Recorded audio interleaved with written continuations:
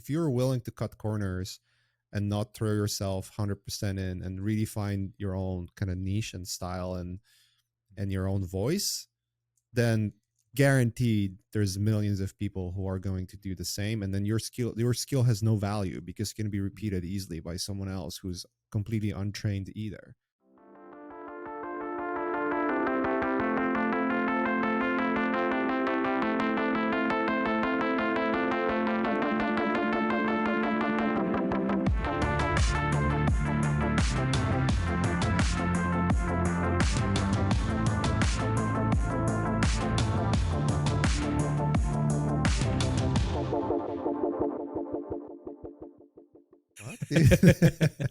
What's up with the countdown? Oh, it's all about the countdown, dude. Bringing back the podcast, bringing back the classics. It's all about Mackie the Poo. It's all about the classics, dude. It feels like we haven't spoken in a while. We haven't spoken, but we talk every day, relentlessly on chat. Yeah, but we talking, I think it's tough because we're both so involved and invested in what we're doing, and then to cut away time can be quite difficult, I guess. Yeah. Between being husbands and dads, and then all the things that you've been into, there's so many things that do you even share what you're doing with the world, like what you're into right now? Not really. A little bit. Not really. No, I'm just too busy with. You used to tweet a lot. I tweet every now and then, but I don't think I've been talking about any of the things I'm doing right now. No. Is it top secret still, or can you share? I mean, none of it is top secret since I own it, so I can do whatever the fuck I want. Okay, I'm just gonna tell everybody, Maciej has been doubling down on Beanie Babies. He's been making the next version. They're called Mackie Babies. And he's a billionaire now from Mackie Babies. Oh man, I want to be in that timeline that I don't mind doing the fucking Mackie Babies, dude. No, you've been doing a super gnarly mega deep dive into AI, and rather than being what a lot of the artists are doing, which is turning their head away from it or being afraid of it, you're just putting your head right into it and you're just going straight towards it, which is really interesting. I think it makes a lot of sense. Knowing you for as long as I have, you have a real technical mind. You can kind of you can conceptualize very complicated things, which is very rare and unique for an artist, I feel like. But yeah, you want to talk on that? Sure. Yeah, it's very interesting because you know what it reminds me of? Like the current, after having a couple of podcasts about AI, talking with different artists and being completely on the side of, you know, how unethical all of it is. Yeah, like if you just like unethical. Take a step back and look at what's happening. I also just recognize that, you know, this is not a time to like put your hand in the sand and pretend that nothing's happening. I don't think artists are doing that, in generally speaking. Yeah, some of them are. Maybe some of them are. Can't blame them. I think a lot of artists, and I mean, including myself, like look at the landscape and like, well, it's clear as day that if you're an illustrator, that thing is like really going away. What do you mean, that thing? Like illustration, concept art, all those things, right? I mean, you read the news about companies just not hiring more artists or firing artists or reducing staff because, you know, there's Midjourney, there's Stable Diffusion, all those tools that create, you know, assets much, much quicker. Yeah. And, you know, from a company perspective, look, like you're there to make money, right? So what's the best way to do it? You reduce your staff. That's the easiest, bro. That's the easiest. Well, yeah, because of consumption. It's like, yeah. You know, when art meets capitalism, then AI comes in and then removes the human. But it's not only art, right? Like programming, everything. Like you look at the tech sector in the past 2 months, it's a bloodbath. Like not only just, I mean, disregarding AI and generally speaking, it's a bloodbath in terms of like where the markets are and everything, and then compounding on top of it's AI. It's yeah, it's getting quite gnarly out there. And quite ironically, like again, with the advent of ChatGPT and how easy things get, like I totally understand why. Like, I mean, I've shown you some stuff that I was doing with ChatGPT. It's like you don't really have to be a programmer anymore to make Yeah, tools, right? it's really interesting. I mean, obviously, if you're doing like super complex stuff, you really need to actually understand what you're doing. Mhm. But on like a surface level, and let's say on like a junior programmer level, like you really don't need to know coding at all. And like tools builders, like you look at the plugins that are made for Blender, all those things, right? Or plugins for like different software. Like in order to do them from scratch, you have to know like Python and coding in general. Like now you really don't. It's kind of Yeah, crazy. which yeah, it's like a new level of interface, right? Is Yeah. that what you'd consider it? It's like a new way to interface with things that are complicated. Like Yeah. you're able to. So like you're talking about the landscape of jobs and humans having these jobs and them going away. What do you think the future is going to look like? Like, what do Uh you want it to look like, and what Predicting do the you think it's future. going to look like? Yeah, well, of course. Well, the only reason I say that is because we do a lot of that with AI because it can go two ways, and those two ways could be they're totally plausible Yeah. and they're very scary. But one of them isn't. One of them's great, but one of them is not. But maybe it's both of them at the same time. It's very interesting because I just really don't know. Like Yeah, of course. Nobody it's knows. Just impossible to predict. Like even the things we discussed in November, like it was November or December last year when we had a podcast, right? yeah, yeah. um Even back then it was like almost like we were kind of talking about where things could go, and some of those things played out already. What Some of played them, out? well, just the jobs The market, growth. like we were talking Yeah, about the concept art being dead. I yeah. mean, look, I know there are still films and video games and all that stuff. I still know a lot of friends who are illustrators that are working as artists, but Mhm. like Same. even personally, I used to do a lot of like concept art and illustration, and I could understand like the amount of volume of work that would come my way. Mhm. That's already like I definitely notice a reduction there. So like even just from like a personal perspective, I Mhm. can see that that's where things are going. And then you read the news about games companies, like indie games companies, not hiring or firing artists. You hear the news about China, like studios, the outsourcing studios that are basically completely switching to Midjourney and Stable Diffusion for that kind of work. Mhm. And if you don't have your head in the sand and you look where the things are, like you'll see that the technology has progressed to a point where AI, generally speaking, can do way more and will obviously like vastly faster than pretty much 80% of artists, right? Mhm. 80, 90, I would even say 90%. Mhm. You just need to know what you're doing. So it's a scenario in which you might, instead of like having 5 illustrators, you might just need one who will like take those AI tools and build something, like build the base, let's Mhm. say, and then touch it up and get it finished, like get it to the finish line.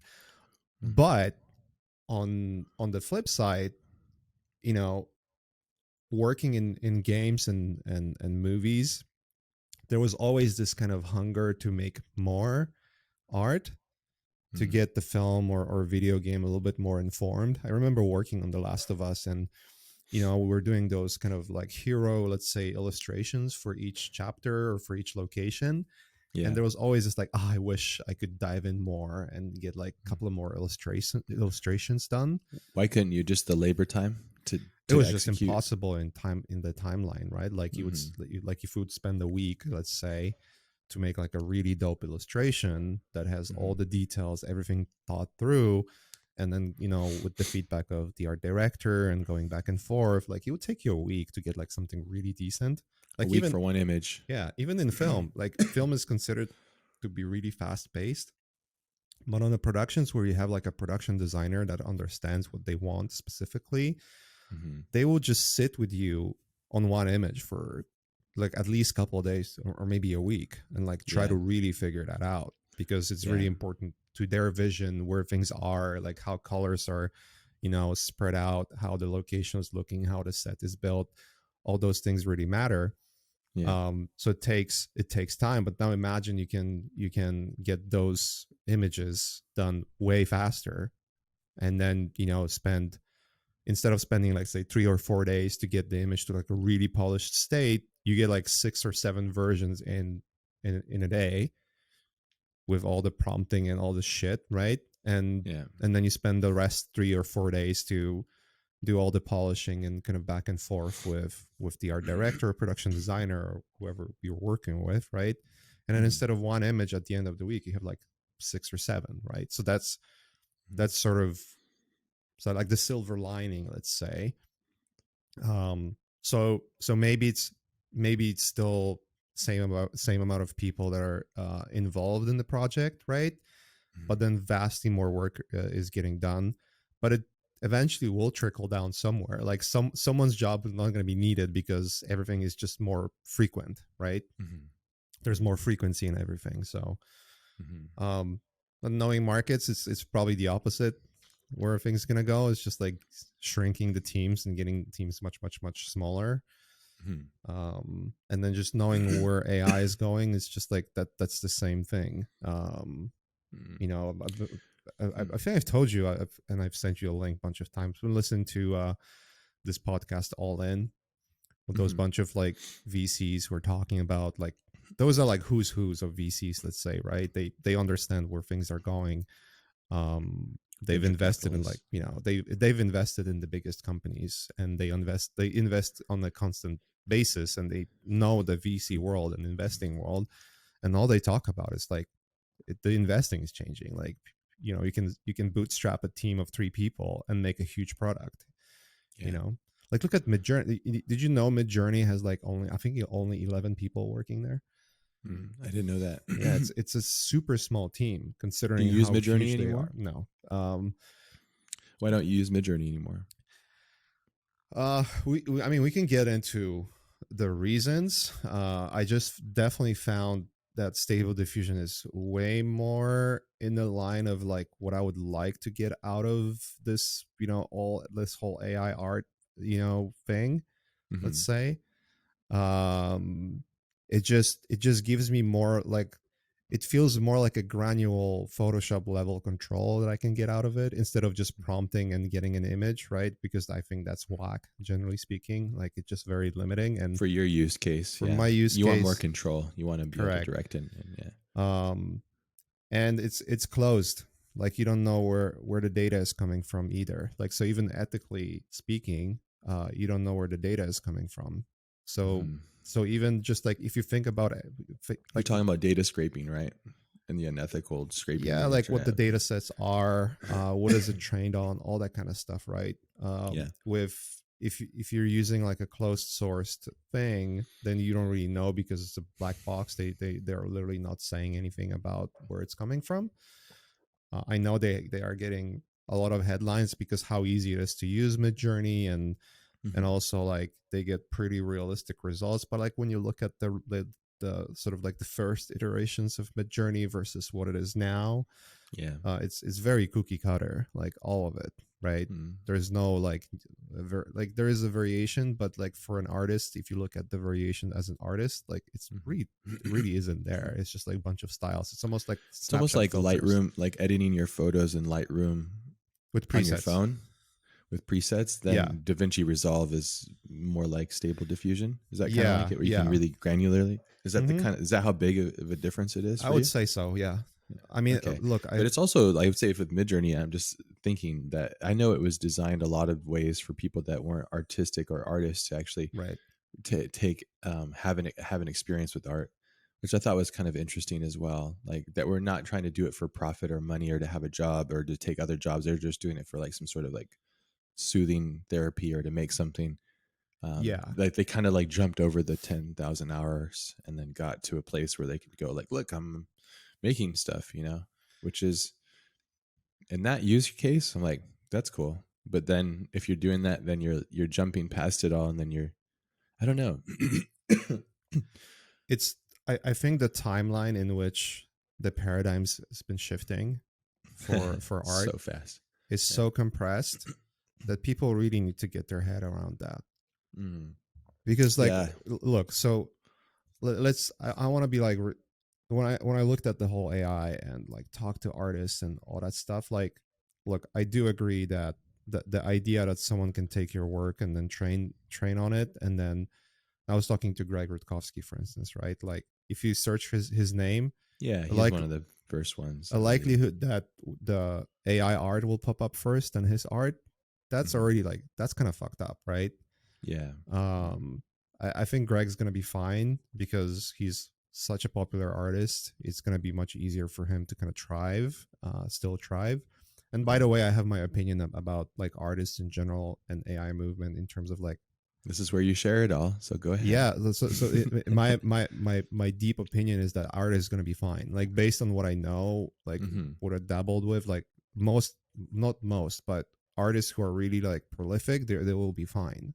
People who have like really good ideas, they will But be see fine. what you said, the key word. You use the word prolific. That Right. means somebody that is beating the odds, constantly learning, constantly growing. Correct. If you don't have those attributes, then I agree with you. You're literally going to get lost in the weeds. But remember the conversation? I mean, we had a bunch of conversations about this, like even back into like 2016 or 17, and no, those not related to AI, but generally the idea of like how fast the things are moving, and it's kind of funny. Like, it's actually a crawl speed back then compared to what's Oh, going on right it's now. like sleep speed. Like, But like, we yeah, used to those Twitch streams and talk about like being prolific and constantly learning, and the idea yeah. is like, the people who are going to rip the most benefits out of all of this are the ones who know how to adapt and like Yeah. relearn skills, right? Because you with your pencil, or well, now ironically might be actually more useful as an What? artist, Having a pencil and knowing how to just knowing draw how to draw. physical? Yeah. Well, yeah, with how the way things train and how you can get through Yeah. it. Yeah. um but my point is that obviously, so the timeline is so compressed, is really really really difficult to wrap your head around. And by the Yeah. way, I like, What makes it compressed, do you think? What's the ingredients? Because I think just I the know. speed of how It's the internet. Is it the consumption rate? Is it all of those things converging? Is it I think all capitalist? of those things converging, and the fact, let, let's unpack this because it's such a complex and large topic that Yeah. like we can get lost in, and it's going to sound like an ADD podcast, like we're just going to be like, It's oh, new okay. shiny thing. It's So I want okay. to kind of focus on, It's how we talk anyways, but go ahead. I Please want to kind of focus. like refocus for a second. Mm. uh I want to take the whole issue of, well, let's begin with, I'm taking the whole topic of uh, whether it's ethical or not completely aside, and we can maybe talk about it separately, because that, if we just weed that in, it's just going to be impossible conversation to have, right? I Sure. have my opinion that a lot of what's going on in AI, generally speaking, not just AI art, but the AI in general, is very unethical. Yeah, I I would I agree. fully support the lawsuits that are there. The regulations need to be there. I Yeah. personally believe the lawsuits are not going to change much because the tech is going to move so fast. Like, Yeah, it's like a moving target, right? yeah, it's gonna regulate certain things. It's not gonna do certain things.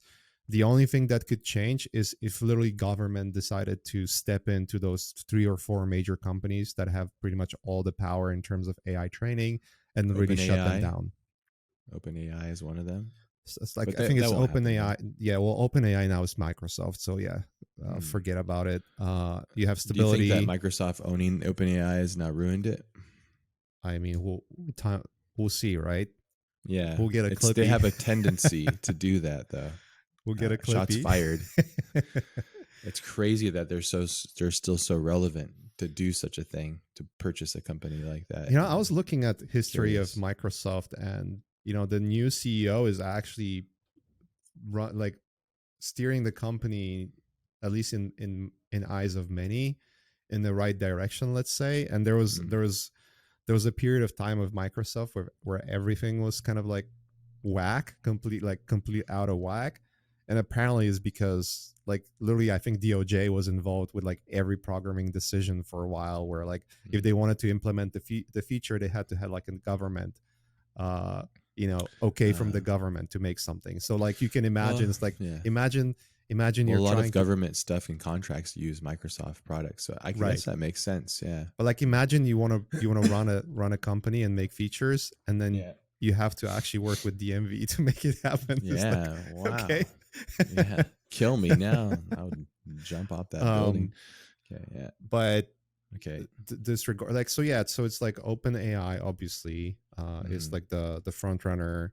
This is the company that everyone talks about, clearly because of ChatGPT, right? Mm-hmm.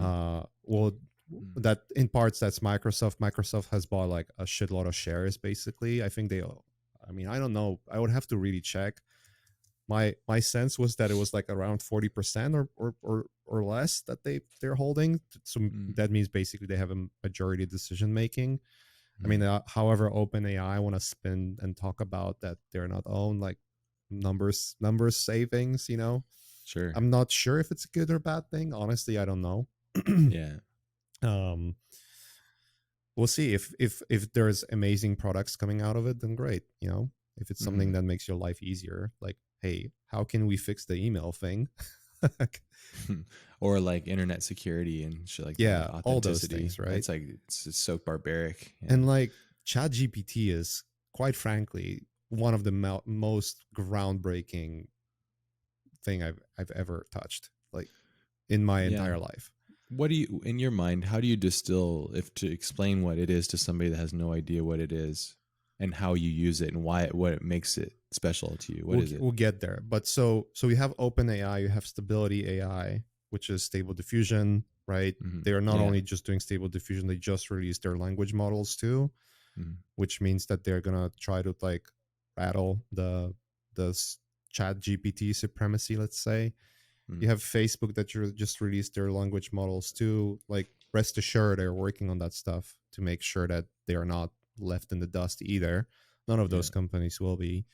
Google seems to be like on the back foot in terms of all of this. They actually got caught that they were trying to train Bard on ChatGPT, Hmm. which is really funny. Yeah. But I'm pretty sure that they will eventually get to the race. Even Elon Musk has said now that he's making an AI company Mm-hmm. because he's like not happy where things are going. Like, Elon was like a key player to make OpenAI happen in the first place. But then when OpenAI decided to go from open source to closed source and private company, that's when he left, which is kind of interesting to see like where all those things are going. Mm-hmm. It seems like the entire timeline of oh, it's a gimmick to like everyone's job security and the world existence is in trouble, Mm-hmm. when within the weeks. It's Yeah. really Do you think crazy. that's dramatic though? It is, but well, it isn't, but it is. Like, it just depends on many factors, right? But if you Mm-hmm. see where things are going and how things are progressing and what you can already accomplish, like even on the very very low level thinking, like myself, or most of us, right? Because most of us, like, we're just thinking like, oh, how to make a really cool tool, right? We're not Mm-hmm. thinking like bigger picture yet. But even on that level, I mean, look, ChatGPT is so massive. It's a massive problem in schools and universities. Yeah. Like, pretty much everyone's cheating right now. Like, they're just writing papers with ChatGPT. It's being banned left and right everywhere Yeah. because of it, right? Well, it's damaging if it doesn't, if you're not allowing yourself to actually have a free thought and not developing yourself, I'd imagine. Yeah, Or you shouldn't be, I'm just going to throw it out there, devil's advocate for that stuff is maybe spending your time learning and being forced to learn things that don't really have anything to do with your interest and what your focus is on is kind of a waste of time. Maybe, or maybe it maybe. isn't. I personally think it's not waste of time because it's broadening your perspective on life. Totally. Yeah. But maybe there's another way to do it. And this Maybe. maybe showing how old that mechanism of the brain consuming outside data to then widen Right. its perspective. But maybe there's another way, you know? But also not everyone is the same, right? So Oh maybe yeah. maybe True. maybe for someone that idea of having a broadened perspective is not really a good thing because they are Mhm. wired to think differently. Yeah. So that's where True. like, hey, maybe AI can solve that issue, you know? Yeah. Solve a lot of things potentially. We always said, and I still agree, that AI feels like it's the sword of birth and death, you know? Yeah. Both when it gives birth and it kills at the same time. Yeah. That rapidly and that violently. It's super crazy how quickly things are moving, you know? Hmm. Well, Yeah.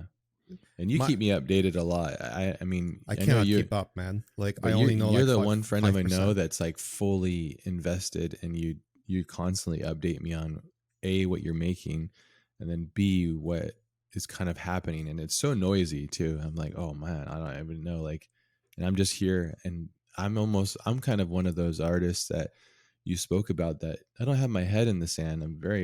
I'm somewhat cognizant, but I've always been like that. It's just like when there's a fire outside, I'm like, oh, whatever. I'm just gonna keep drawing, like, because I don't know. I think I realized this at an early age where I was like, the world's always going to be noisy and burning, and I just need to find my own inner calm and my inner space of fortitude. And so with all of this stuff, I've just been doubling down on my own artistic style and getting faster, getting better. Like the project I was showing you last night, like that, making these things so quickly, using the tools and being able to make, like, connect myself to the art faster, Yeah. not even using AI too, which is kind of interesting too. But Yeah. No, I mean, out of any people who are not playing with any of what's available out there, like I would be least worried that, you know, you're gonna be left behind or anything. It's just because like you've had thus far a pretty significant voice in terms of like design. I mean, you are sort of like, for a lot of designers, you are the North Star, right? Like this is the person that I want to like learn from and follow. And you can tell it's, to me, it's the same like with Vitali, right? Vitali found his own road and carved it, and then everyone's following. We were joking about this idea of, we have Vitali posting a new robot, and then you have a thousand copies of him on ArtStation, right? Like a week yeah. after. Now it's gonna be this. Now it's the same for the same artists, but not week after, but a day after. You know what I mean? Hmm. Sure. It's just the compressed timeline of it all. Hmm. Um, it's very Mm, difficult to predict though, like where mm, the things are, because I want to answer your like first question, where do you think yeah. it's going. It's very difficult to predict because there's a lot of lawsuits that may slow things down a bit, which is great. I think that's what's needed right now, because like, look, I've been I dove right in, but Mm, deliberately to do very specific things. hmm. And unironically, uh, like dabbling with stable diffusion is maybe like 5% of it, and Mm, it's not even like prompting any of like, oh, let's prompt art. Like that thing is such a low frequency, not uh not interesting thing to me at all, that it doesn't really matter to me. It's like it's different ideas that you can get out of this, and mm, be really deliberate how you're getting those ideas, like where you get your training data, if you're training on your own art, like all those things, right? mm-hmm. I think that's where it matters more to me. It matters more to someone else who maybe not is not an artist and they want to get like quick, nice looking results. Yeah. But I think we share the same opinion. If everyone can do it, then it's worthless, right? Then it doesn't really Mm-hmm. matter. So why would I It's invest my like time into breathing. this, right? Mm-hmm. Um, but it's difficult to see where things are going. There's a lot of lawsuits that just started popping up. There's going to be hundreds more. I think Reddit is now asking, pretty much saying that, hey, if you train data on a Reddit, then you have to pay us like a shitload of money, otherwise we're going to take you to court. Mm, um GitHub Copilot is being sued by Quora, I believe. I mean, we spoke about it last time. There's the stable diffusion lawsuits from Getty and from concept art association. From what I'm hearing, the Getty one is probably have more legs to stand on. Mm-hmm. We'll see where things gonna go. Obviously, like I root for all of them. Like, look, if it was just in my hands, like let's just like pause right now and just like cherish, at least like get used to the new paradigm, Mm-hmm. instead of like this, oh, like things are moving so fast that anything you're like even trying to learn might be completely obsolete in a month, and then completely obsolete, like all the skills completely obsolete in a year, right? Yeah. So it's like impossible to predict where things can go. So like to me, if things could slow down, it would be amazing, but honestly I don't think they will. I think the timeline is going to get more and more compressed, and the things we're going to hear that AI can do by the end of the year it's already mind-blowing, and it's going to be as like a pure science fiction, Mm-hmm. in my opinion, already, right? Describe science fiction. Okay, if I asked you, um if like a year, if a year ago I told you that you can type text, like literally a year ago, Mm. that look, a year from now you'll be able to type text and it will be a realistic like not 4K but realistic looking video, or you can type text and make that text look like a photo, and you will not be able to tell if it's a photo or not. You would tell I'm a lunatic. Like that's impossible that it's going to happen in a year, right? Mm. And we're just talking about, art. If I told you that last year that you'll be able to make your own plugins and applications and video games, like indie video games, by not knowing anything, just talking to AI, and it will make it all for you, you would say like that's probably like 5-10 years from now. Mm. As people already make video games. Like people literally make Chat GPT video games. They make all the assets for it in Stable Diffusion. It's a playable game. That's already there, right? Mm. If I told you that you can make all of the motion capture on your iPhone, like Mm-hmm. that would be probably more believable because it was already kind of On the rise. on Yeah. the rise. But if I told you that all the mocap suits are going to be completely useless and all that kind of mocap Hmm. studio idea will be completely useless, and now it's just more like accelerated, but that's just like such a low frequency. Well, it's what's um important to you and what's important to right. me and what's in and we have to ask ourselves. So you know this because you just went through the journey, and I'm so proud of you because you keep going into the journey of becoming a studio, a mini studio, all to yourself. And your whole point and purpose is you evolved. When we first met, you were this king painter, digital artist, and now you've evolved into like your own studio, like managing all these things. And you remember when we first would like collaborate and talk, and I would explain to you like, oh, this is how you manage this project through like Google Docs and these kind of things. Well, Yeah. I stopped there because I'm like, I don't care about this stuff because it's just a means to the end. I just care about the art and doing the art and being in the art as long as possible. But you can't, in my opinion, you cannot manage these productions without having a place to take everybody and say, hey, this is where we are at this project and this and so on and so forth. And we know this because we've worked on projects together where we grinded through the production process. But now you're getting so deeply ingrained into it and understanding like the importance of a clean pipeline and how to get things communicated quickly.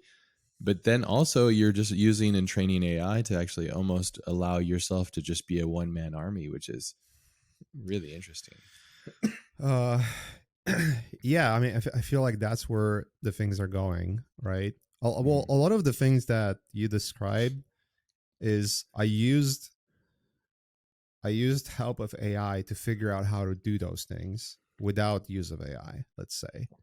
Mm-hmm. So even on that level where because like there's so many tools and so many things that are available for an average user right out there, that it's impossible to know, like unless you're like a full-time researcher, it's just impossible to know. So now you have ChatGPT that can research everything for you, right? And there was an argument that ChatGPT only can look at what, I think the cutoff for ChatGPT was 2021, end of 2021 maybe. So anything that happened after, it doesn't have a memory of it at all. Um, and so that quote unquote could have been an issue until some guy who is not even a programmer, like this is the paradigm we're in, right? Some guy who is just like me or you, they're not a programmer, they don't know code whatsoever, decides over the weekend they're smart enough to have an idea what to do with something, and they decide over the weekend, like, hey, what if I take chat gpt and make it so it performs tasks and never asks for feedback, like it just like performs a task and asks itself questions, because you can make chat gpt to ask itself question, and it will ask itself question and respond to it in same message, right? So what if that was the case, but it was all scripted, so it was an app, right? So this person basically, with help of ChatGPT, made an app in like over a weekend. It's called AutoGPT, right? It's autonomous, AI basically. And the whole idea of it is you type a goal, and then like you type a bunch of goals that it needs to perform, and you can specify whether it's going to ask for your feedback or permission to do certain things, or you'll just let it loose, which is kind of dangerous, by the way, because it's going to have access and build stuff, and you're not going to have, like, unless you shut it down, you're not going to have control over it. But that's a person who has no programming skill at all, But doing it over a weekend, just good imagination, doing it over a weekend with ChatGPT. And the GitHub for that project for AutoGPT is like the most popular GitHub repository ever, like literally ever in the history of GitHub, right? Over a weekend. So that's something that you would expect like a world class developers to do in a span of a couple of months. On our like previous timeline, not someone who has no understanding. Like, that's, at least from what I've read, this person has no understanding of code, right? Maybe they do, maybe they're lying, who knows? Or maybe I'm getting the wrong data, who knows? But even if that person is like a world star programmer, it's still just one person over a weekend that's making one tool that's already amazing to something groundbreaking, right? And now there's so many different copies. There's like an auto GPT, I think it's called God mode, where you can just like connect through like the web browser. It's like super easy to use, right? But you have basically something that can perform tasks for you in the background, generally speaking. So what are these tasks on average? What's up? What are those tasks? I mean, it's really up to you. Like, what do you want to research, right? I've seen examples of like people like making really crazy stuff. I feel like GPT is still. This is just my experience of using it. I feel like it's still very nascent. It's still gets things oddly wrong. It depends what you ask.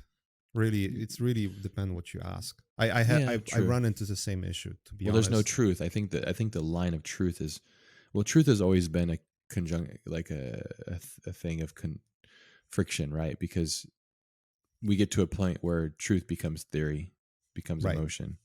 But that's why science has been created, for hypothesis and these scientific methods, in order to acquire what we would understand and agree on as truth.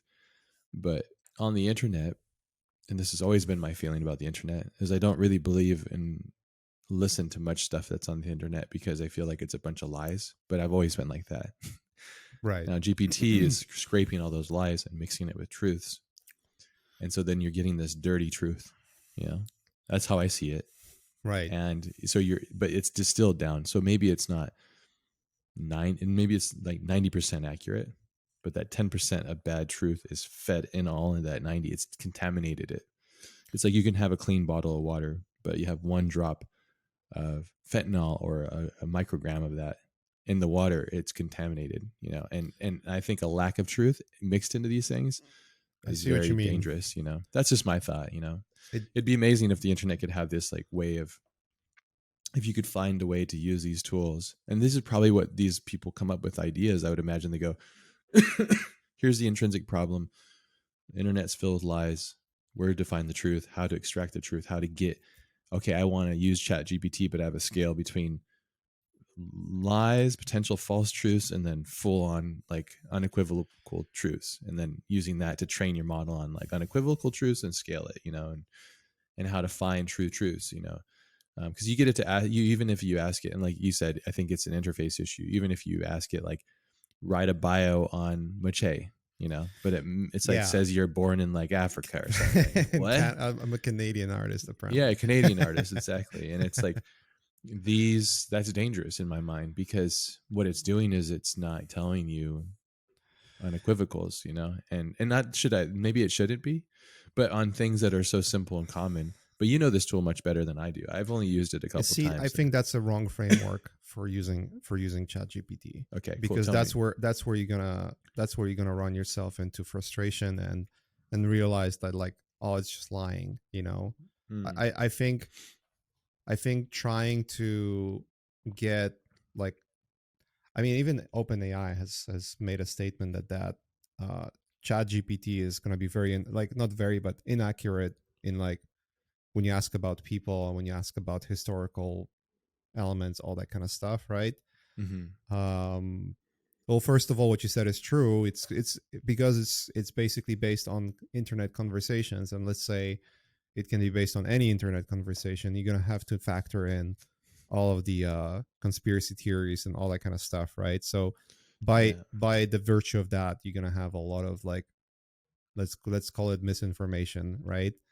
Mm-hmm. Or not true information about things. Like, so, Yeah, like, if I ask misinformation. about you, I'm gonna pretty much find 80% is true and 20% is completely untrue. And same about me. Like, I'm not a Canadian. Like, holy crap, I never went to, like, a Toronto university either. So it's like so, like, you quickly understand that that's where it's gonna fail, and like fail really hard. Yeah. Where it's not failing is logical tasks, though. Like, Mm. anything that's logic related, I think, Like programming. programming, not even programming, like programming, of course, Mm. because obviously it understands how to write code. It makes mistakes, but a lot of mistakes that I've noticed, people are I've had those conversations with a bunch of people already, where if you're writing code and it just makes like bunch of mistakes, for instance, right? And then you're like, oh, it's like it's either doing it on purpose, or it's not that great to begin with. Mm. That's not necessarily it. It's mostly related to the fact that it has a really short memory. I think there's like only like 8,000 characters memory, or 8,000 pages, whatever. It's a really short memory, and you can really notice it, like when you're writing a really long code. It's just gonna forget half of the code you just, like, wrote to it. Mm. So you have to be, like, really deliberately, putting it into compartments, and kind of trying to solve issues more topically, let's say, right? Mm. And then I'll perform like, look, I'm not a programmer. I don't understand Python, but I wrote scripts that are, like, even talking to the devs, like, obviously with Shibuya company that I run, even talking to the devs, they're like, yeah, I can see there's some noodle code there that could be cleaned up, but it's pretty good. It's Mm. like a, at least junior programmer level, at least, right? Or if Yeah. not more. And it can perform pretty complex tasks. And so when you hear that and you're like, but I don't know what any of this code means at all, I just, like, copy paste the shit, right? Mm-hmm. So when you can do that and get, like, results, look, like, when I made my first Blender plugin, for instance, right, with Mm-hmm. ChatGPT, I was like, whoa, I'm like, I'm like a fucking world star programmer now. Like, what the fuck? Well, it definitely gives you confidence, right? Oh, for sure. And, Yeah. like, when you and the whole idea is, like, with this, you're problem solving, basically, Mm-hmm. right? Like, you have a problem, like, let's say there's a repetitive task you're doing constantly and constantly.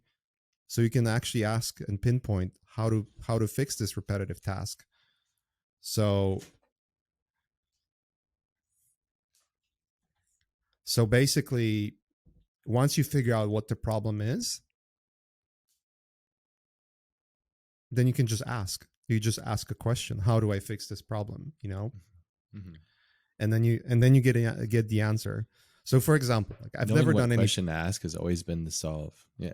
Yeah. So like for example, I don't understand programming. I don't know what to do. Like I literally have no idea. So you approach this topic with like, hey, I'm not a programmer. I don't know what the hell am I doing. Walk me step by step, and it will. It will tell you what to install. The idea of the like the fact that there's pretty much we're at this stage where you have a problem and there's literally no excuse to fix that problem, let's say. Yeah. You know what I mean? It's like I Well, if you want have the mind to for the question, correct. right?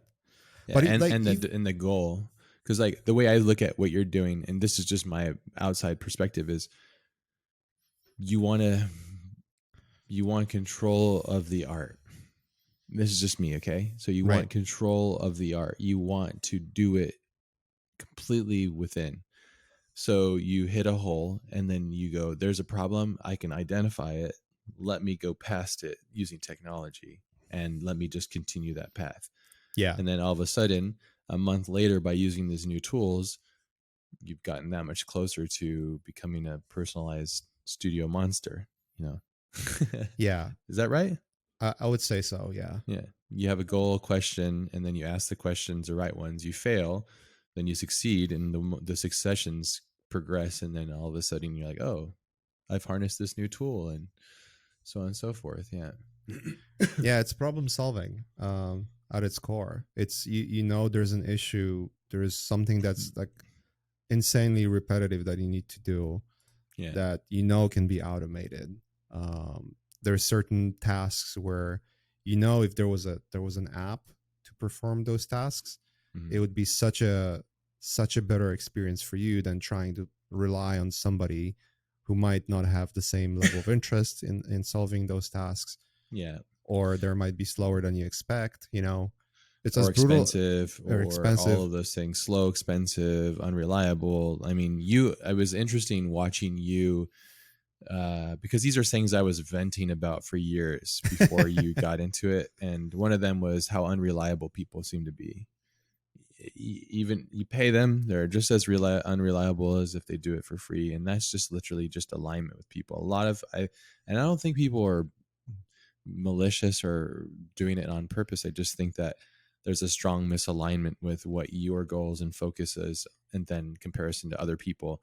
But it's heartbreaking when you're putting everything that you have, your entirety as a person, into something, and then people just go like they don't show up or they're lackadaisical or all these things happen and it really ruins you. And that how it was with me. And I'm like, oh, I'm just gonna take it on and just do it myself, like Yeah. or I'm just curious about it, and I'm seeing it with you as well. And rather than sitting there and complaining about it, and then that's the only thing that comes from it, you complain about it. I know that, but then you you solve it with like, okay, this is a complaint that I have, and then instead of being like a baby about it, you're like, well, I'm just going to go fix this by making my own Yeah. solve for this, which is really cool. You know what it is? It's like I think there's an intensity to it too.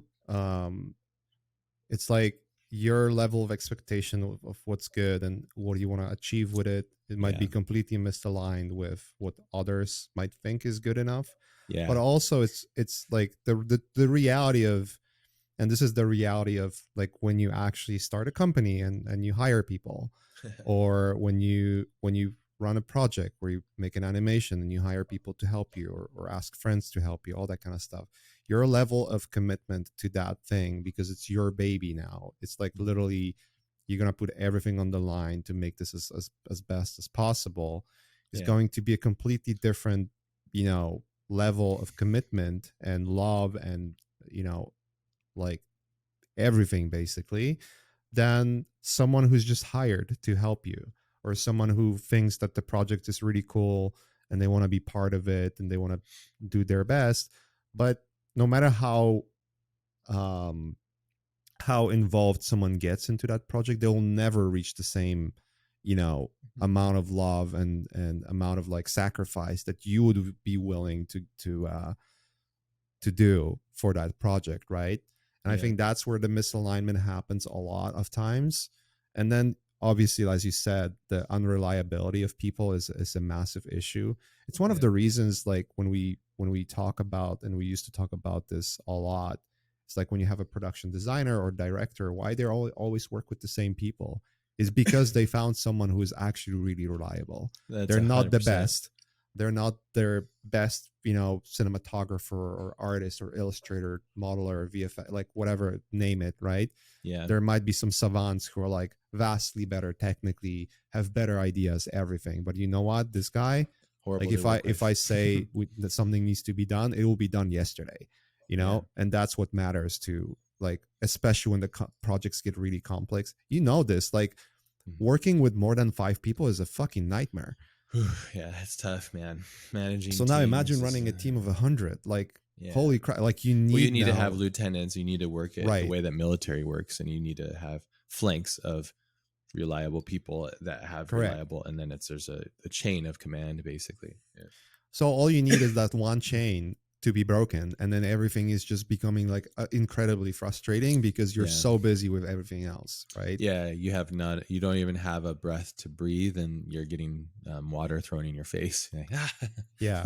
So I do understand where this misalignment happens, and I think the big mistake that I realized that over time, the biggest mistake is just to like see that it's happening and be upset about it. It's usually just a lack of leadership, to be honest. So either you as a leader fail hiring the wrong person or working with the wrong person, or you failed with getting them involved as much as you want them to be involved and getting the expectations. That's in the been right my place. failure. I've learned that the problem I was having for the longest time is I would convince people that what I was doing was worth their time. And Right. come on, it's awesome. I know it's going to be great. And what I didn't realize is like, and this is the lesson I've learned recently is, and I would tell people if they're on the fence at all, I said, I would rather you tell me no than say yes and shit the bed, I'd rather you tell me no now so I can control that emotion and we can keep this thing what it needs to be.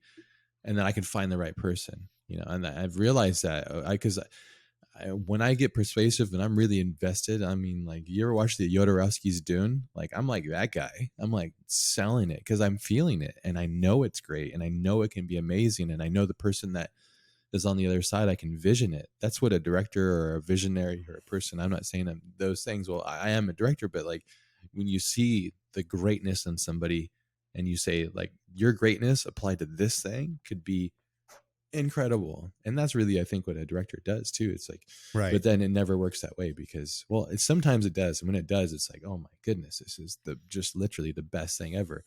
That's when collaborative art is like at an all-time high. And that's why I love to do it. Yeah. But if I was in your position where you're starting to remove those anomalies, which is collaboration with the human chaos, even the best person will have a sick day, will have a day where they have a deal that they can't give the project all like you can. And that's nothing against them, but the machine, for the most part, shows up. Unless it's a Windows machine. Just kidding. Shots fired. Turn on my PC. It's like, I need to update. Man. I'm like, hey, but I need to work. Like, no, I'm going to update it. I'm like, what?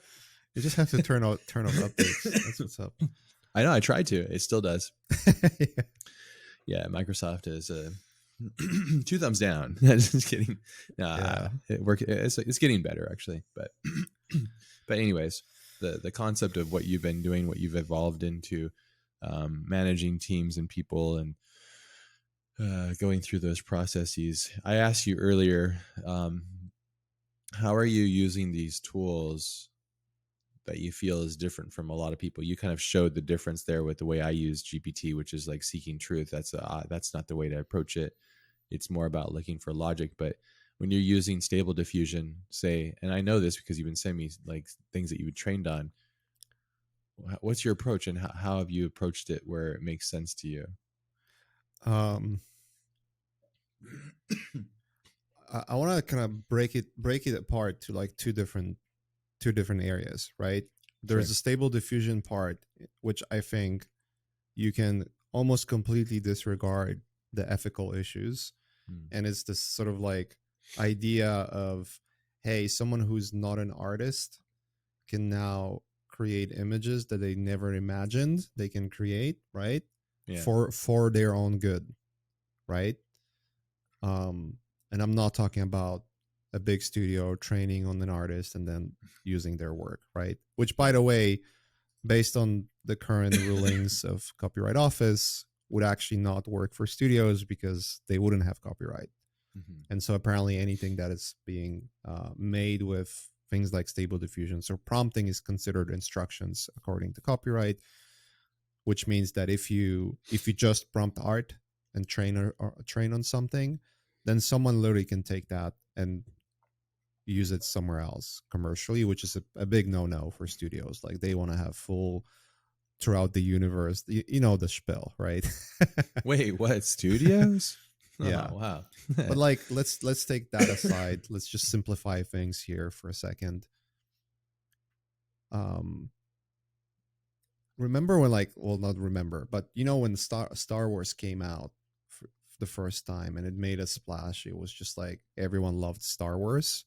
You know, like the very logical follow up of that was that the whole Star Wars universe grew to this massive, massive thing, not because George Lucas released more movies over time. He literally just released 3 movies, and that's it. It was like, what, for like 20 years, there was nothing else going on. Mm-hmm. And Yeah. yet, this universe kept growing and growing. It's because of the fans, right? And all the fan art, people Mm-hmm. making their conventions, Mm. people like creating art for the movie that, or like creating their own characters and worlds, Yeah. writing books, all those things. And Lucasfilm was fully embracing all of it, right? They were like, go for it. Like, this is the world for you to explore, Yeah. make the best out of it, So right? smart. Yeah. And I mean, I don't follow it that closely, but I can imagine that there were at least 1 or 2 instances where they would take something that fans have done and then made it a canon for the universe, right? And Mm. like embracing the whole kind of fan art movement. So Yeah. this is where I see where things like Midjourney and Stable Diffusion would be sort of like the best for those projects, right? So you would Mm. have someone who, hey, like, I really love that film, or really love that animation, or really love your character that you've been doing as an artist, you know, I would love to make fan art because I love your work so much, right? Mm-hmm. That's one part of it where I feel like even the way it is now, untouched, is already amazing, right? Mm. Disregard this whole issue of and I say disregard because does it really matter if someone is using that style and making it, you know, uh for themselves only, right? No, it doesn't. It doesn't, That's because like you awesome. Let might them you do it. might have an argument I don't that think so. says, you know, but you know, I've spent so much time learning that stuff, and now someone with prompts can do the same work. Let, It's like, let me look, if add they're to not, that. Actually, there isn't a problem with them doing it for, like, in my mind, to do it just for pleasure. But it is a problem if they want to actually become an artist, because I think it cheapens their thing for sure. slightly. The journey is more or less, and we all think as artists we try to add more than what's normal for value. Like, oh, I'm an artist and I did all these things. It's like, okay, well, I I thought about this really deeply, and you know, you did your solo podcast about it, and you've said this one thing that stuck with me that says, I think you said something like, if everyone is an artist, then no one is, mm, and that's like, I really like deeply analyzed that whole thing, what you said, and what, you know, my conversations with Sam and Greg. And by the way, like, both of those guys, like, I spoke with them. I'm completely on the side of, you know, I really don't like how a massive corporations are basically wreaking billions of dollars off the backs of everyone, basically, not just yeah, artists, like literally everybody, right? And then claiming to be like those virtuous, you know, places that they want to change the world to be a better place. It's like, no, shut the fuck up. yeah. You know what you're doing. Corporations Like, have always, for the most part, have never really had the human soul and the artist spirit in mind. It's but because it's when art meets commerce, yeah, but even then, like, I was thinking about it, and so, like, okay, if you want to approach it from a perspective of like, I'm gonna skip this entire process of learning what lighting is and finding my own road, and finding my own style and all that kind of stuff, then your skill is completely useless. Because if you are not willing to, if you're willing to cut corners and not throw yourself 100% in and really find your own kind of niche and style and your own voice, then guaranteed there's millions of people who are going to do the same, and then your skill has no value because it can be repeated easily by someone else who's completely untrained either. Yeah. You know, if something takes you 5 minutes to learn and make, then that's not a skill that everyone can do it. Then that's a commodity basically, right? So the way I see this is like, look, the cat is like out of the bag already. The Pandora box has been opened. I just don't see the world, even with all the lawsuits, unless literally government decides like this is too scary and they just shut everything down, right? And like you in the unison, meaning like not only U.S. government, like Europe, China, Brazil, like all those places, like in unison decide like this is too damaging for the world, though. right? Yeah. Never gonna happen. Yeah. Like go to DMV to figure out like how effective they are in making decisions, right? Sorry for anyone who works at DMV, but you probably already know it too. Oh, the DMV is horrible. It's a perfect, like, if you, it's almost like a petri dish of what should never happen and why and how dysfunctional it is. Even with the advent of the internet, with computer technology and all these things, it's just so slow to, and this is just the Department of Motor Vehicle. Yeah. It's so failed. It's one of the worst things if I have to go there. That and like jury duty and stuff. It's just, yeah. I know I'm a more of an idealist on these things, but I'm so looking forward to AI coming in and helping us with these primitive things that we do, because we're still like just with the, you know, caveman stuff and the situations. But Yeah. I digress. Okay. Well, but my point being, if you're not willing to you step in and actually do something that is just a little more nuanced, then that's a commodity, right? Yeah. And Agreed. if you're an artist and you know, like, look, you can be loud and clear about what is ethical or what isn't, Yeah. but if the reality tells you that no one gives a fuck, then what are you gonna do about it, right? Because that's basically what I'm seeing right now. Like literally nobody gives a fuck.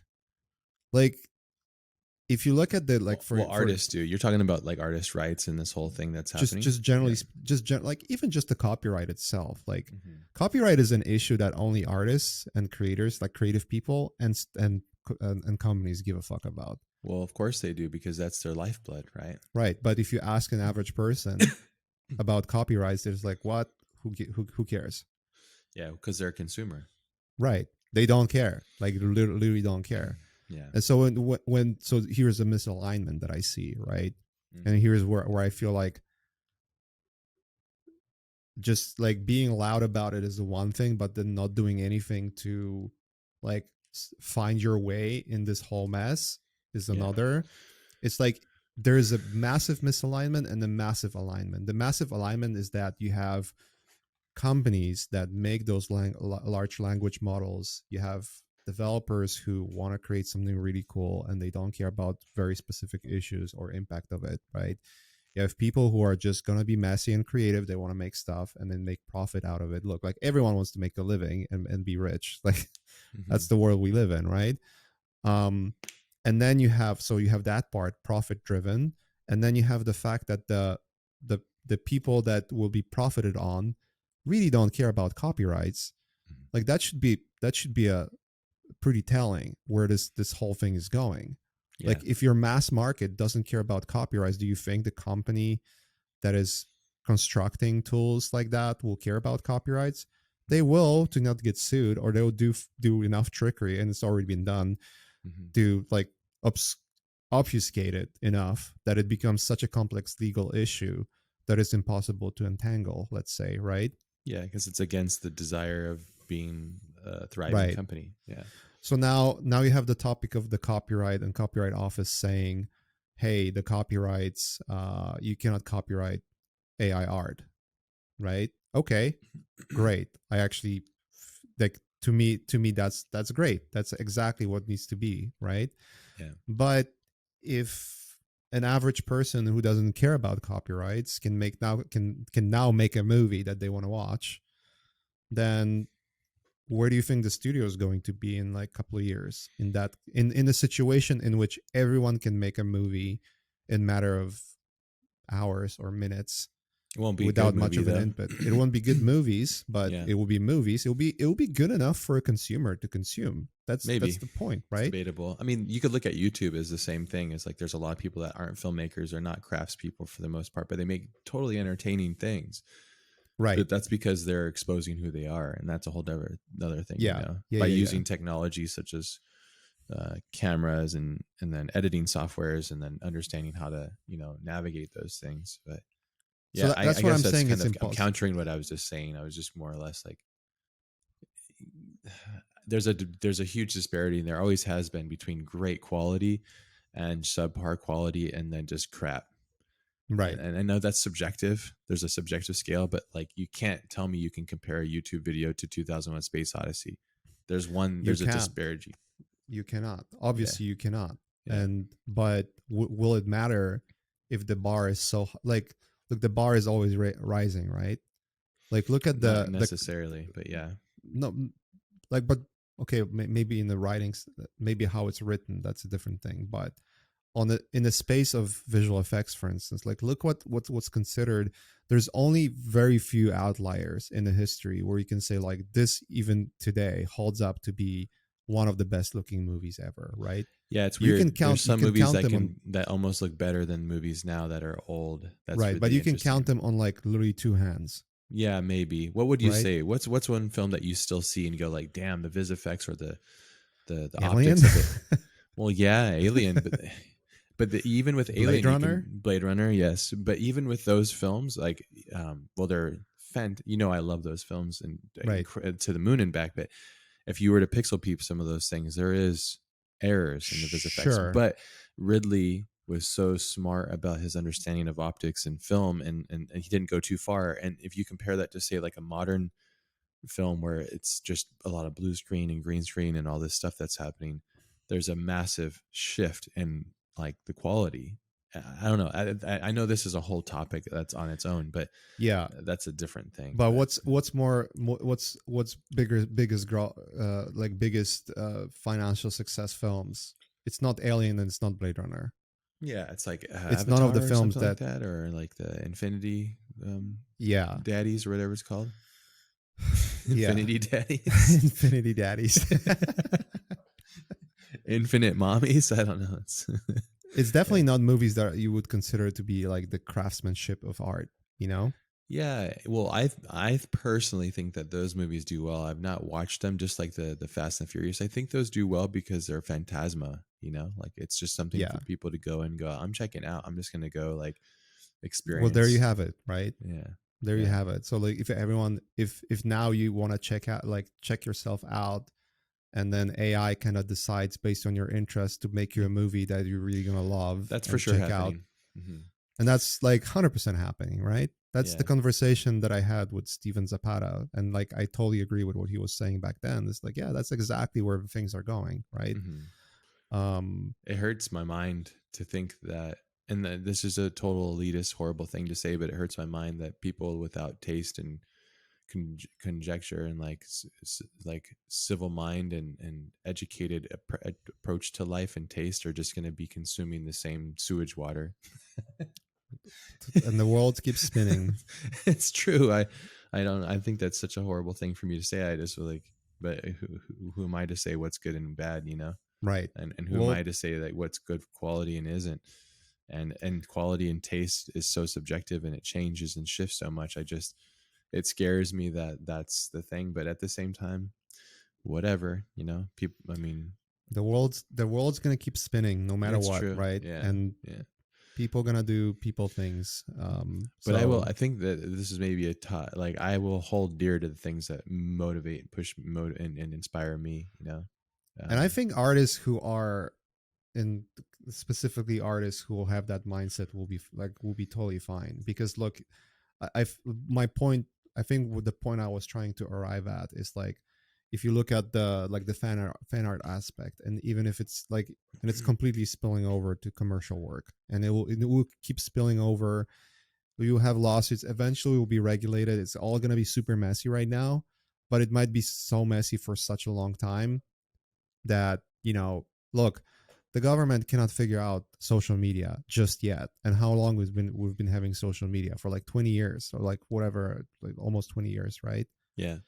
And they cannot still figure out, like, you see those Congress hearings, and they're like, just, they don't know how to open email. Like, come on, man. Like, do you think that That's because they use Microsoft products. So, oh man, shots fired. Damn. This podcast is brought to you by Microsoft. But if those are the people you rely on as an artist, that they're gonna solve the issue of like copyright and the regulations so you can be No. safe as an artist, like, you're No. delusional. No, So you that's the can't put point you I'm trying to can't put your make, right? okay, yeah, you can't put your. I think what you're saying, and if I'm gathering it, is like you got to be prolific, which means you need to be constantly on the move. You got to constantly be evolving. You have to have your mind open. You have to ask the right questions. Right. You have to constantly be in love with the process of knowing and wanting to know more. And this is just simply another tool. That's what I really admire your approach, because I'm off just doing my own thing, playing and having fun, and I'm seeing what you're doing, and I'm going, I really feel like I'm being left behind, and it's my own device that I'm doing that. But at the same time, what I've realized about myself and my own mechanisms, and this is to be true, is I'm very stubborn. If I'm not interested in something, I'm just not going to do it, because I know at the end of the day, it's like it won't serve me. Yeah. I have to love it and find the thing that I'm in. Like, that's why I figured maybe one of these days we'll just do a project together, and then I'll just get fully caught up on what you're doing and just turn it into like a work camp, and just like, Yeah. And then I would probably, at that point, I'm hoping I would give you other vantage points to go like, oh shit, I didn't even think about that. Oh, we can do that and put that there, and Yeah. Yeah. and that's Yeah. and that's art. That's art, and that's nature, and that's evolution, and that's that's how All things I'm work. saying is, and this is what you just said, and also the point I was arriving at, is that it's really less about what's the next AI tool you're gonna use, right? There's no It's way. really not about that. It's really not about that. Yeah. It's really about the idea of, look, the world is changing at the pace that is really difficult to keep up, and you cannot just like hide yourself behind your emotions and feel hurt that. And this is more like a call to artists, generally speaking, Mm. like hiding behind your emotions and just like seeing how unfair things are. It's just not gonna get you anywhere. Sounds like a Like, teenager's approach to life. right.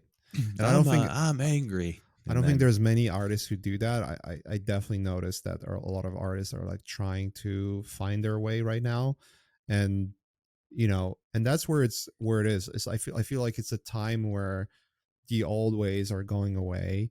Mhm. The bar it went from here to there, like, Yeah, immediately. yeah, it's compounded.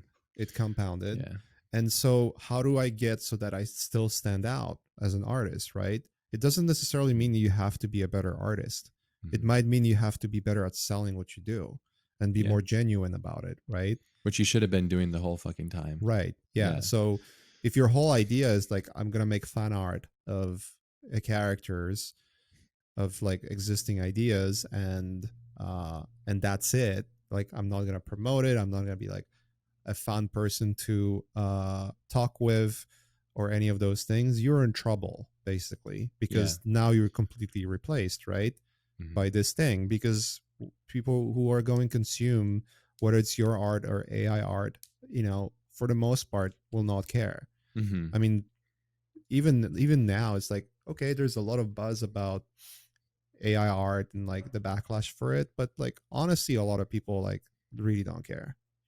They really Yeah, don't. it's just because you and I have a tendency to microscopic things, and then we think Yeah. that this little petri dish is what the world is, and honestly, it's just like a one petri dish on top of a laboratory that's inside of a building that's on a planet, and Yeah. and we tend to go like, this is crazy, and we also get into it with our emotions and go like, oh my god, this is changing. I think we need that though in order to motivate and push us to go to the extremes, to put the time and the hours in, mainly you, because I haven't spent as much time But again, as I explained, it's simply just not interesting. It's not that I'm lazy. It's just I'm like, nah, soon enough I'm gonna get in there. But it's like until then, I'm just gonna Yeah, you'll find the need an for it. issue which drives you to the wall, Oh and yeah, then you will literally just like, how do I solve this? And starts you'll with that go and and it ask. ends Adobe. Yeah. Shots fired again. Yeah. God. I have Just not on shot a fire. You're fire. just like fucking I haven't. ripping with like a shotgun left and right. No, well, Just it's who's because the we use. bystander? It's the Adobe now. Yeah, but again, like instead of complaining, I can be like, I could go into GPT and try to program a plugin that would mend these things, like you've been doing, where you love certain programs and you've been finding ways to bridge your gap between production and the programs you use so that there's Yeah. less gap and you can get right to seeing what you need to do. And that's the mind state. I think that and I know you feel this way too. There's a disparity. There's like a different approach to the mind. Some people see a problem and then they complain about it, and they think by complaining about it is what constitutes their validity. So I've complained about it. That's enough. I put my energy into it. It wasn't good energy. Yeah, I I complained about it. accomplished my goal. Sure, like I just did. Like shots fired, and it's like we kind of like think it's funny, but it's actually just lazy. And then there's the other one. It's like, okay, there's a problem here. Now this is the champion mindset. I feel it's like, okay, there's a problem here. Let me distill it. Let me solve it. Let's go through it.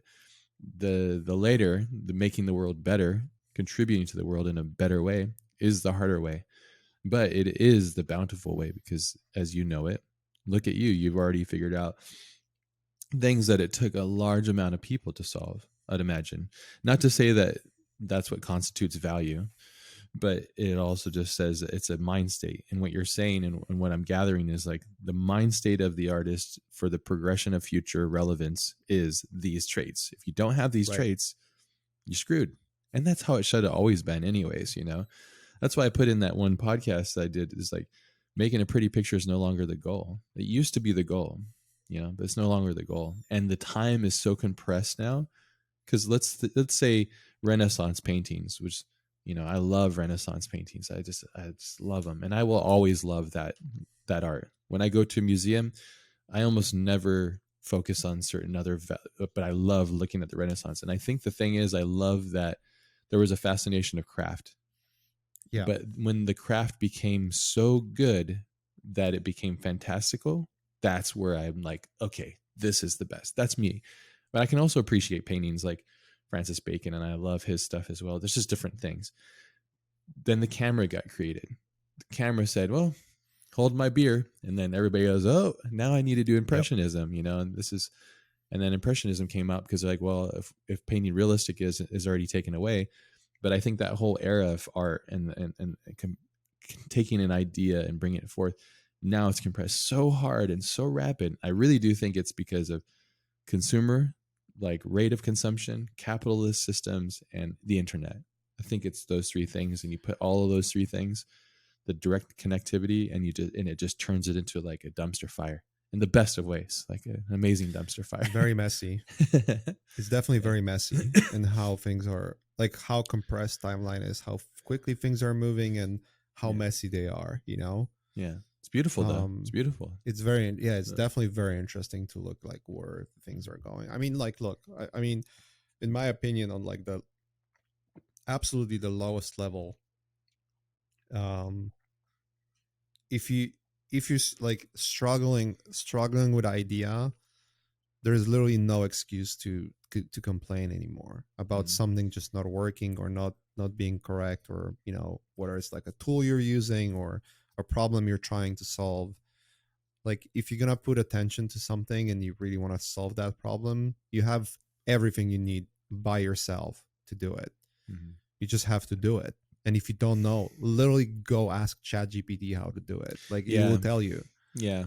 For the most part, it'll tell you pretty closely how to do it. Right. Yeah. That's a good idea. I always, I was telling you when this happened, I was like, the only thing I think should worry them most is Google, because it's replacing Google. In my mind, it's like new Google, because it's like, you go on Google, it's almost like, I needed this. Oh, well, it gets you kind of there.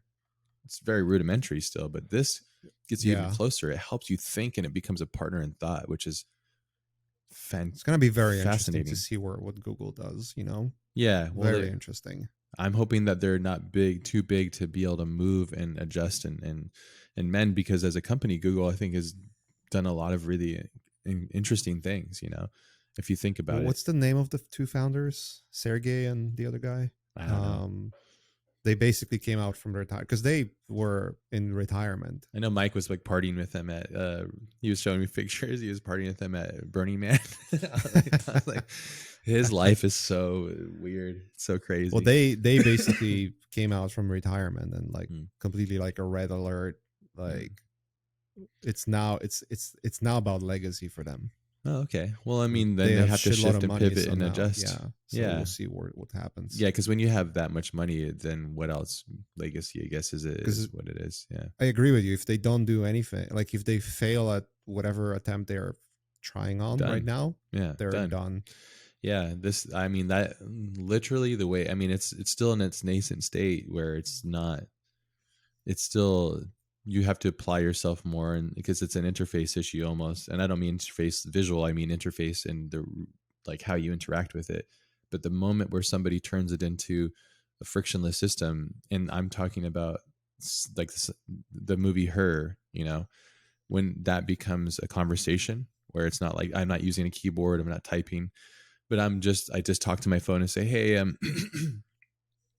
a real true Siri, you know, hey, I'm in the middle of this thing, or you know, somebody I love just died. Can you talk to me and help me through this because I'm feeling pain? Yeah, and then it'll give you the best advice to feel better. Or You know, uh, on a technical level, it's already possible to do. It's just probably a weekend for some smart person to do it. yeah, I mean, it's really close, which is wonderful. And for those things, like the user case, I think that's like we talked about, and we kind of were deprecating, but we're saying like what we look at it is so small in regards to the user case, but like think about it for those situations where somebody really does need help and they're suffering mentally with something, but they could go into this they can lean into this data field and say, I need help. And then without, Yeah. without having another human judge them, or, I mean, then they become a better person, you know, how beautiful is that? And I'm really hoping that's one of the big user case things that happen with like, because I think I told you, and this is something I might've said prior, but I had that revelation that social media will be looked back on like cigarettes are now. Oh yeah. I It's totally so bad agree. for the mind, you know. It's It's so terrible. bad. Yeah. It's one of the main reasons why there's like so many like mental health issues right now in youth. Anxiety, all these like echo chamber, all these things, because it's like we're not meant to consume this stuff the way it is, and it's just Yeah. incessant. But yeah. But what do you do though, right? Because like when I ask myself, okay, well then should I just remove it? And it's like, well, that's part of an ecosystem of existence, you know. And um, you seem to have found a decent balance with it, right? With social media and stuff. I mean, I don't know. I'm not like a social media guru here. There are Yeah. people who are like way more Not prolific saying and you're a guru, but you're a progressive and user and you whatever. have a decent amount of Yeah. people that follow you.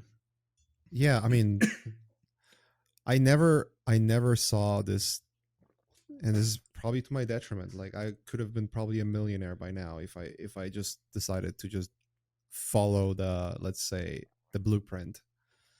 um it's just not in me, let's say, to Yeah. be that kind of person. Well, Where like you're being an like influencer. you're constantly, yeah, like you're in like constantly gaming and Hmm. constantly like you also have to have a mentality You of know like these people too that are out there. They're not happy. All the people that I know that do yeah. that, they're exhausted. Yeah, it is exhausting. Yeah. There's maybe a handful that are like really enjoying it, but they Mm. are also the kind of people that they just like to do that kind of stuff to Yeah. begin with. It's Yeah.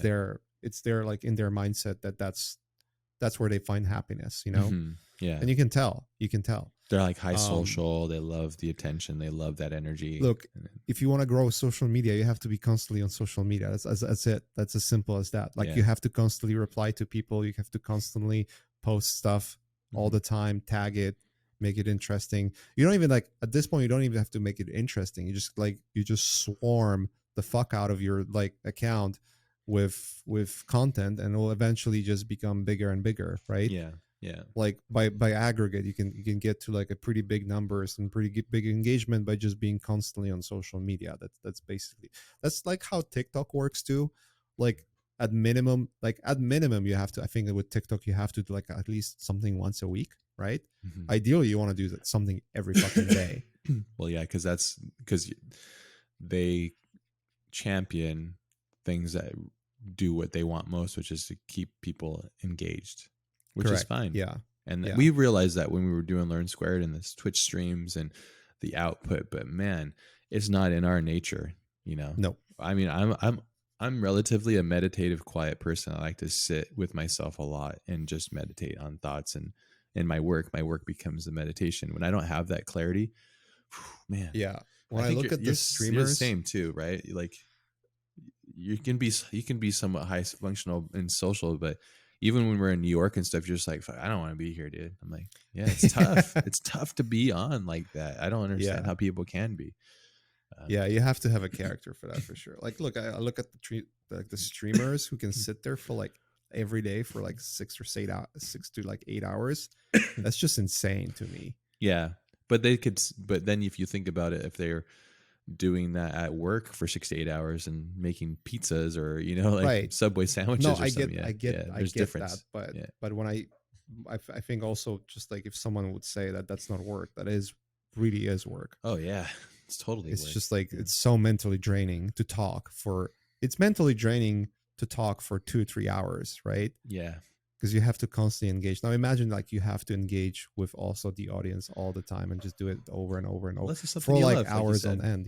Yeah. You have to really love it, yeah, There's like because otherwise it's just work. to talk about what you're saying, what made Star Wars so special. I think it's the same about Doom, like Doom, the game, because Yeah, they open sourced a lot of it, I think, and then yeah, fans are making it and it made it relevant, continually relevant.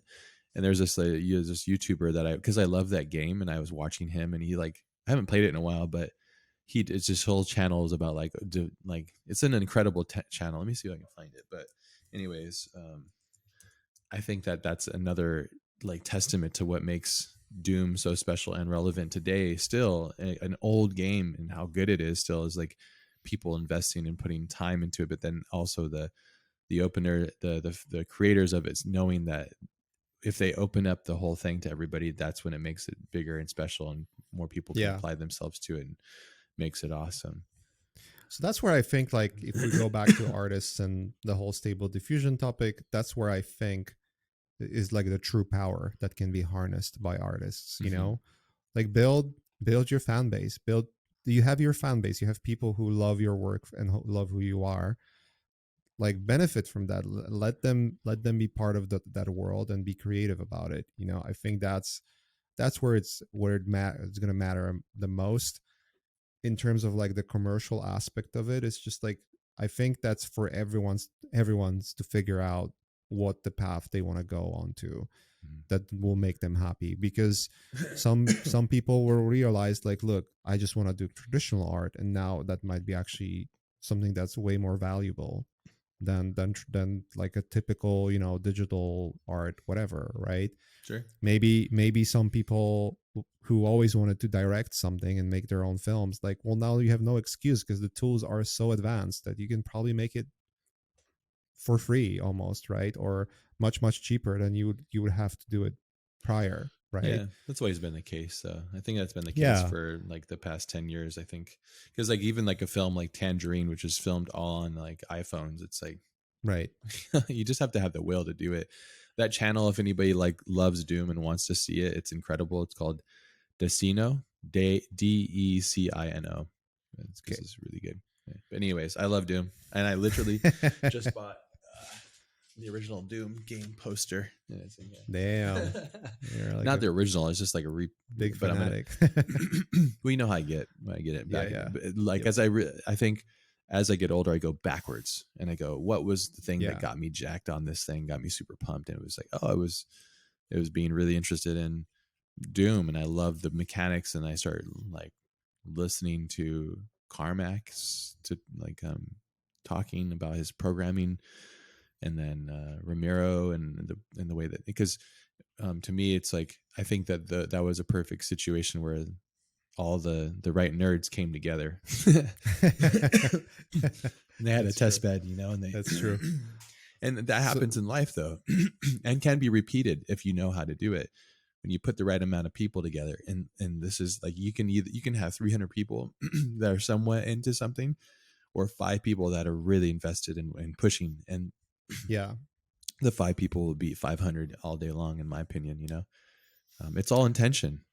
and that's where the things are going, in my opinion, too. With Yeah, well, I see it with AI you. tools and everything, it's like entire productions and ideas are now done amongst friends, not massive corporations, and that's where I think it's actually pretty liberating for a lot of humanity, let's say, right? Yeah. Because again, like you mentioned her, right? Hmm. Really, literally all it takes, because you have all those language models, all those things that are like publicly available right now. Again, don't ask me like how much of it is ethical or not, because I literally don't know how they are built, those Yeah. language models. I'm pretty sure it's half of it is unethical, but then again, what is ethical at the end of the day? What it reminds me of is when uh when I was starting to learn concept art, and using photography in any aspect whatsoever back in like 2004 or 5 was very frowned upon. Like that Yeah. was, I remember you're that. the biggest piece of shit if you ever use a Used photo. photos. Yeah. Like Photo you're a bashing. cheater. Like you literally, the community would like exile you I think that's why you know until this, because you've been through this wave already. So right. you're just like, I've already been here. This is old news, and I don't care. It's just more accelerated and like more amplified now because of Mm, social media too. It was just forums back then, right? And that's then right. someone Yeah. found out that, hey, even Craig Mullins is using photos for commercial work, Yeah. and then everyone's like with the egg on their face. It's like, well, the god of concept art, the god of like the granddaddy of all digital art is doing this. Therefore, I'm stupid. Yeah. Well, I And guess now it. everyone's photo bashing, right? Yeah. Yeah. And So and also kit bashing too, and using kid 3D. bashing, yeah, all that Yeah. stuff. So Yeah. it's the incentives are obviously different. Like there's I think the layer of incentives is misaligned Yes. completely. That's That's right. what makes it like very controversial. Yeah. But even without that, I think still it would be very controversial. There's still a controversial aspect of it that people most people are having a hard time to deal with, let's say. Yeah. um What? which I totally understand. Yeah. But again, like I feel like the one thing I definitely noticed with the interviews I was doing and talking to people is that both sides of the fence are completely missing the point. Mm. You Yeah. know what I mean? Hmm. It's like Or asking the wrong questions, or asking the wrong putting their attention questions. into the There's no right one. dialogue, basically, almost. But that's almost how it always is, right? Yeah, Struggles and fights always just come down to just like a miscommunication, always a misalignment. Like the simplest of yeah, things could be so resolved if to just you sit and meditate on it. That's why I like my meditation time of quiet, and because I can chew on these big thoughts and go, where do I want to be? Because like this is just me. I'm seeing you accelerate. I'm like, oh, this is sick, and I'm going to get into there, and I will follow behind what you're doing and find my own path with it. But I'm also, I think, like I'm like I think I was showing you. I just got back from like a shoot, and it's just so fun. Like, yeah, but I'm also I'm just trying to lean into the things that I find fun. Yeah, and I have, so many of my friends go like, do you do client work anymore? Because like all I share, and I do a lot of client work, but I just don't talk about it or share it, usually because I can't. And the other part is just like I'm more interested and passionate about the personal work. Let's think yeah. I optimism. was I was about to ask you, like, you actually do any client work? Because like it doesn't seem so. Well, I At just can't least, show it to you, because yeah, like usually all the stuff I do is for corporations that are like, you can't share and talk about this. So, and also that's like, it's so damaging to the artist. That's always been a problem. It's like, I do the work because I want to share it. That's part of the mechanism, because everything I do, I want to share, because it's part of right. the process of me, and my what motivates me. Not everybody's the same way. But then I just kind of like, well, if it kept just happening more and more, and I had to fight for the right to share the work, I'm like, I just don't care anymore. Like, so I'll just do it for a Yeah, paycheck and then move on. So, which is fine too. yeah. Let's be optimistic. Let's try to turn this into some more positive thoughts. And 5 years from now, where do you hope this is all going to be in a good way? I've been optimistic, or trying to be as optimistic as possible.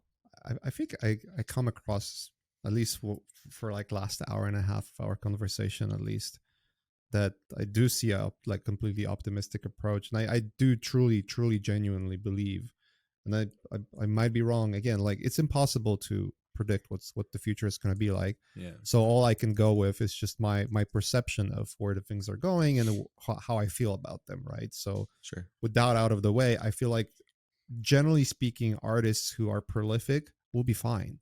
Mm. You guys will be fine. Like, look, you don't have to look far to see where most AI art is. It's literally just anime weebs. Like 90% of it is porn and anime weebs. That's where it's all going. So like, that aspect of it is but even taking that aside, like, just generally, like, finding your own way how to navigate through this, and not necessarily even just delving into any of those AI tools specifically. Like, you don't really have to. At least I feel like not everyone has to.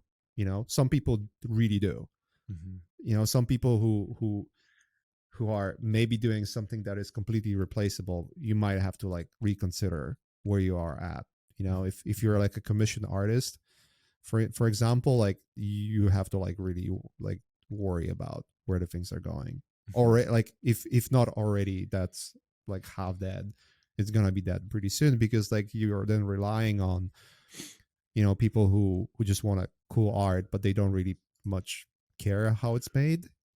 What if you love concept art though, and you love it so much that you don't care? I think there's a place for you still. That's just my Yeah, opinion. I mean, I said concept art is dead. It's because, or it's going to die. It's because it's going to be such an easy task for AI to perform. But what if you harness that as your own like little AI worker? Let's Mm-hmm. say, Yeah, right? you Like, like you you train it on your own work and feed it. you Mm. you train it on your own work. Mm. You create different concepts. It's one of those things where, with concept art, as you develop, I think that's the silver lining too, is like the taste that you develop over time. Mm. One of the things that definitely will happen is, if everyone can create concept art that looks the same, then everything is going to look the same, and people are going to get bored Yeah. looking at it. So Yeah. then your creativity comes in, right? And then coming up with different ideas, Mm-hmm. and then learning how to get them out of the system. If your love is to sit down and work on a painting for a week and create concept art, and it looks more or less like what AI can come up with, then I would say do it as a hobby, Mm-hmm. you know. And like, I'm just trying to be as realistic here as possible. Yeah. Well, okay. This is something I mean, I have a Frank Miller Batman drawing right here and a Mike Mignola Hellboy illustration, and I always have them right here because they remind me of this key lesson that the style and taste in my mind is the king. It's always been the king, and Right. style and taste do eventually Oh, supersede and the just masses. before I forget, Mm. I'm talking commercially. I'm not Commercially, talking yeah, about, yeah, yeah. yeah, yeah, yeah. And I was talking commercially too, and you're talking to like a viable product that can then be sold to a client, and then therefore wealth can be acquired, and a Right. sense of living can be established. Okay. And I said the same thing because I do, if somebody really loves concept art, let's say they're still starting out and they're still green and they love it, I personally wouldn't deter them from it, because I Yeah. think if you love something, you should just do it, even if it doesn't make a lot of sense. But be willing to understand that that might not yield what you need it to be. But by love, I mean you're doing it for the pursuit of being a better artist, Right. not for the love of wanting likes and followers. That's a whole nother system, which is what we talked about. It's an engine, it's a machine. That Mm-hmm. means you need to be a persona. That's a whole different category of how that stuff works. But I do, because like hopefully if somebody's still listening to this and you're young and you're starting out, or even if you're not young but you really love making art, 1,000% throw yourself at it at everything you can, because it's a Yeah. wonderful way to spend your life, I think. Definitely don't take a loan student loan and for art center or any of those places anymore. Like the Wow, fucking shots like I fired. no, like You don't look, think somebody, like, let's say somebody, and this, I'm just going to be devil's advocate, somebody that has the wealth can acquire the taste and well, the, if you have money and you can like just spend them, then like who gives a fuck, right? well, But if like you want to spend money on understanding an education of art through an you can do institution, it like you can go ask ChatGPT to well, find 20 courses that will teach you more than Art Center will. That's okay, all I'm saying. Okay. I agree with you. I'm just saying I'm that not some people, singling out Art Center. I'm talking about art schools in general. yeah, okay, And I've been saying that like this is the yeah. reason why we started Learn Squared in the first Yeah, place. this is true. I mean, because with Learn Squared, it was like you never learn alone and you learn from the best, and then you like it's distilled, and that was the whole methodology behind the school itself. But this is also for a different type of person, a person that's self-desired, like a person that has the desire within to fulfill, and that's a rare breed. The you know, I think we realized it too. Like there's the advanced market of people, and then there's the beginner market. The beginner market is massive, but the Right. advanced market is extremely shallow and small, Right. because it's just there's not a lot of people that have those And now characteristics of this gap of the skill is completely annihilated. yeah, And the only gap that still persists, in my opinion, is the prolific. taste. Yeah, well, with taste, how would you define taste? I'm curious of what you would define taste I as. think taste is defined by your experience, right? At Mm, the end of the day. Like look, I for the most part of my career, I never considered myself to be like a designer or you know a director or whatever you might call it. I've always felt for the most part when I was illustrating, painting, doing concept art, working for different studios and all that, trying to come up with ideas, I always felt like I struggle with coming up with good ideas, mm, and I always felt like I struggle with like just making good design choices. I always felt like I'm really good at like getting details, like really good details, right? Or execution level because that's to your like a really high experience. level, Yeah. right? Mm-hmm. I always struggled with that, but I feel like I am in the spot right now where I feel like I do have some kind of voice. You know, maybe I'm not the best designer or best director, like definitely not, right? Mm. But I There's feel no like I such do thing. have ideas and do have voice that are interesting to at least some degree, Mm, but I always felt they weren't. mm. But it came with time. Like it took me a lot of time to get there, you know? Well, you were working for clients, not independently, for such a long time until you started to think. And this is just my approach that I think of your career. You worked for clients and you did some independent stuff, but I'd say what 80-20%, 80% was client stuff. You know, it's like I would always try to come up with shit. Like Sure. I would always do side projects, maybe not on the scale of what they are right Not since now, the but past like 5 to 8 years, though. You've been really putting. yeah, Yeah, that's true. It yeah. definitely doubled down like eventually, Really, I but mean, the past 3 years, you've been tripling down. Yeah. Yeah. I mean, yeah, I mean it well, obviously I don't know how it's going to work out, but I'm not working for clients right now. I'm basically running a business and directing. That's all So it's manifesting. So good on you. so it's so it's something I never considered like I could get there. Mm-hmm. But then I think there were like seminal moments which were incredibly difficult in past 3 years to deal with. Mm-hmm. And I think learning how to deal with those incredibly difficult moments Mm-hmm. helped me to progress to a point where it's less about like, oh, how do I do it? It's just like, how do I do it? Mm-hmm. Yeah, that's courage and experience, as you mentioned. Yeah. You want to dive into any of those harsh things without getting to build going into them, but those challenges, those walls that you Sure. hit. Yeah. I mean, well, going back to the taste, like, and going back to how this gap is like all those things are changing. Yeah. I would say if you want to be an artist, like go for it. Learn those things. Everything, consume it all. They are like mind expanding things, right? Like Mm-hmm. I truly believe the more you know about the world, the better decisions you're going to make Mm-hmm. in aggregate, right? Yeah.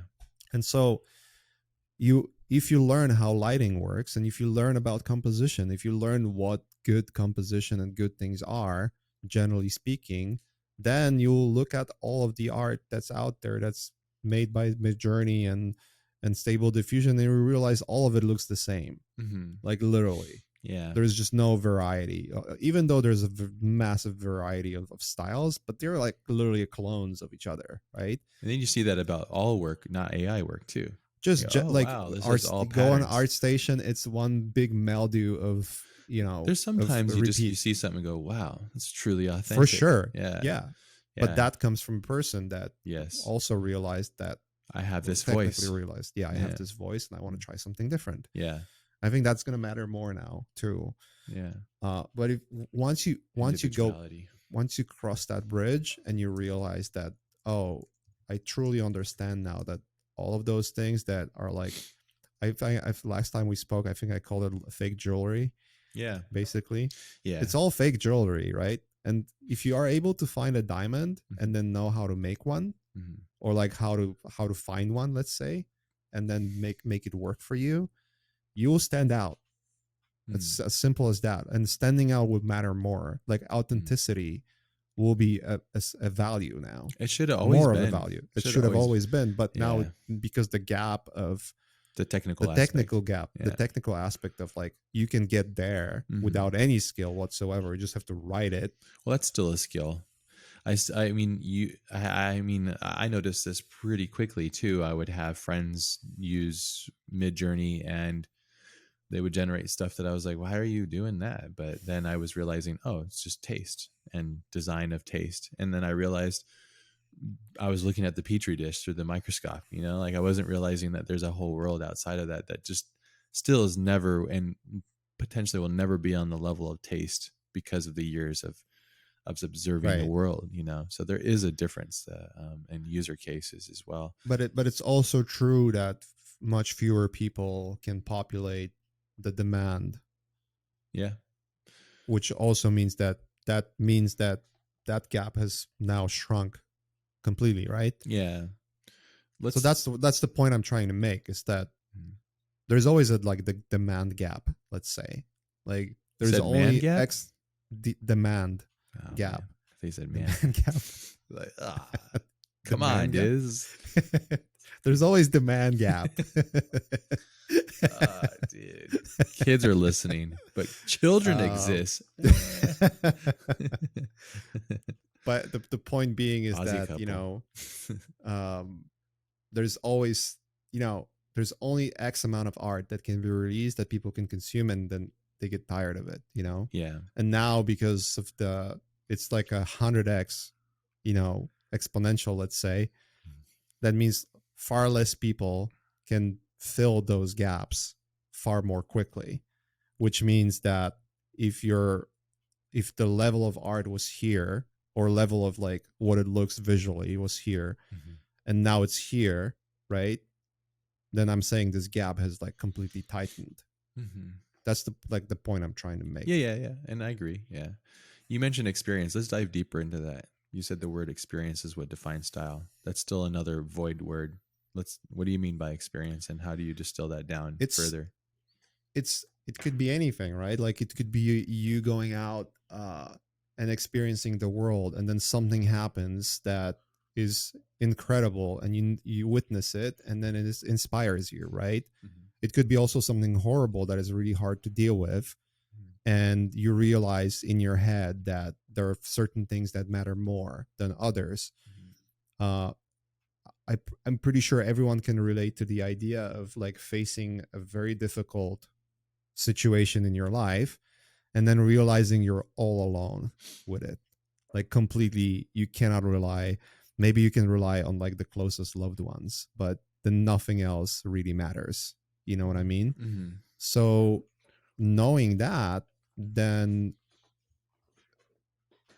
once you go through a couple of moments in your life like that, where all you can rely is yourself, and then the reality is like you either deal with it or it's gonna get worse. Right? This is true. Yeah. So that kind of builds this what's the word for it? Perseverance, I guess, or grit. Grit is probably a better word. So grit matters because coming up, like getting to do um, interesting things or difficult things is more difficult than first you would ever imagine. Like you have your idea, you have your like general idea what the things are.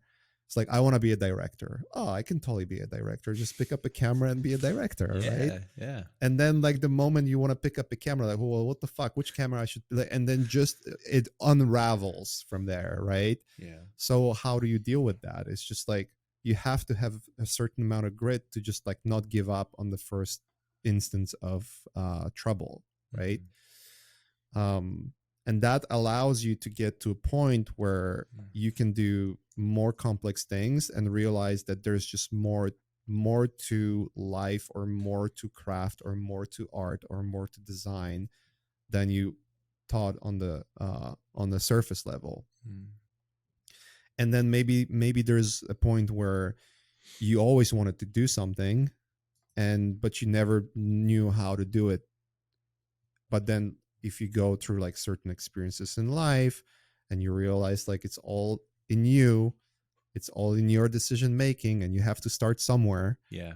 Then you just, okay, let's build like little building blocks and just go step by step, and eventually I'll get over there, right? I call that the passenger and driver paradigm. You can go through life as a passenger and complain that the driver is driving you to these places, or you can become the driver and then drive yourself through these positions in life and take responsibility. Same with like inspiration and acquiring taste, right? Like I think artists the terrible thing about artists and humans is that we're almost designed to be liked, like we want to be liked in a way. It's part of the social structure that we have. And we hate when someone criticize what we do. Yeah, because it comes out of nowhere. Become, like, what? And become really defensive about it. Yeah. And really, really don't like the idea of failing, you know? But in order to learn, like, you need to fail. Like, you need to make mistakes. Yeah. It needs to be messy and dirty. It never is going to be nice and clean cut. You know, I mean, when you make films, like, how many things are done on the last minute with the last ditch effort and oftentimes out of nowhere solution. I think perseverance and necessity of ingenuity is literally the ingredients to produce something. Right. Having distilled it down from my experiences, like perseverance is one, and the ingenuity to problem solve on the fly. I remember you were telling me like Lost Boy stories when you were making that short film, like, and there's so many things that didn't work. Yeah. And then you're like last minute is like, oh, I went to my garage and like started like slapping a cable on the ground or some shit. You know? Anthony and I, we were trying to figure out how to make the electricity on the bike sound like snap. So we took my sound recorder, and Anthony and I think it was Anthony, he was like, let's use the belt and slap it against the ground. And and you just figure it out as you go. But everything, I mean, when you set out to do a task where you're taking something as complicated, especially at that time, I just really can't believe, like, when I watch, because I love watching these old films, it's so, like, I thanks to your advice, I listened to the Kurosawa biography. You know, it was wonderful. Such a fantastically odd person and unique and very interesting, but also very obviously Japanese and old world Japanese. You know, at the end of the book, he had this kind of like, not commandments or nothing like that, but he had the list of things that like he would suggest if you're wanting to become a filmmaker. And it made me like, I love that he was saying that, but then I was like, I don't agree with any of these things. Because he's like, but I do agree. I think they're wonderful, but that's if I want to become him, you know. It's like, read all the best books, read all the scripts, be able to write and all these things. But it's like, that's if you want me to continue making what you've made, which is totally understandable because he's made some incredible films. But here's an interesting point. It's like, if you don't have experience of reading more than just the one book, you'll take it as a gospel. It's true. But then once you read 5 or 6 or 7 books, and that's where I'm coming, like, it's an acquired taste, right? Like, taste is acquired. It's like once you reach 6 or 7, then you realize it's not about the final advice that someone gives you, because it's Yeah. always going to be very personal. Yeah. It's about you looking at the aggregate of all of those ideas and then realizing that in your personality and the way your brain functions and things, you'll find certain things that overlap, that Mhm. those people say that resonate with you. Yeah. And then you know it's true. Yeah, but there's no truth, right? That's the paradox of it. You know, it's like Yeah, but like, your truth at age 15 is not at age 30. You sure, know?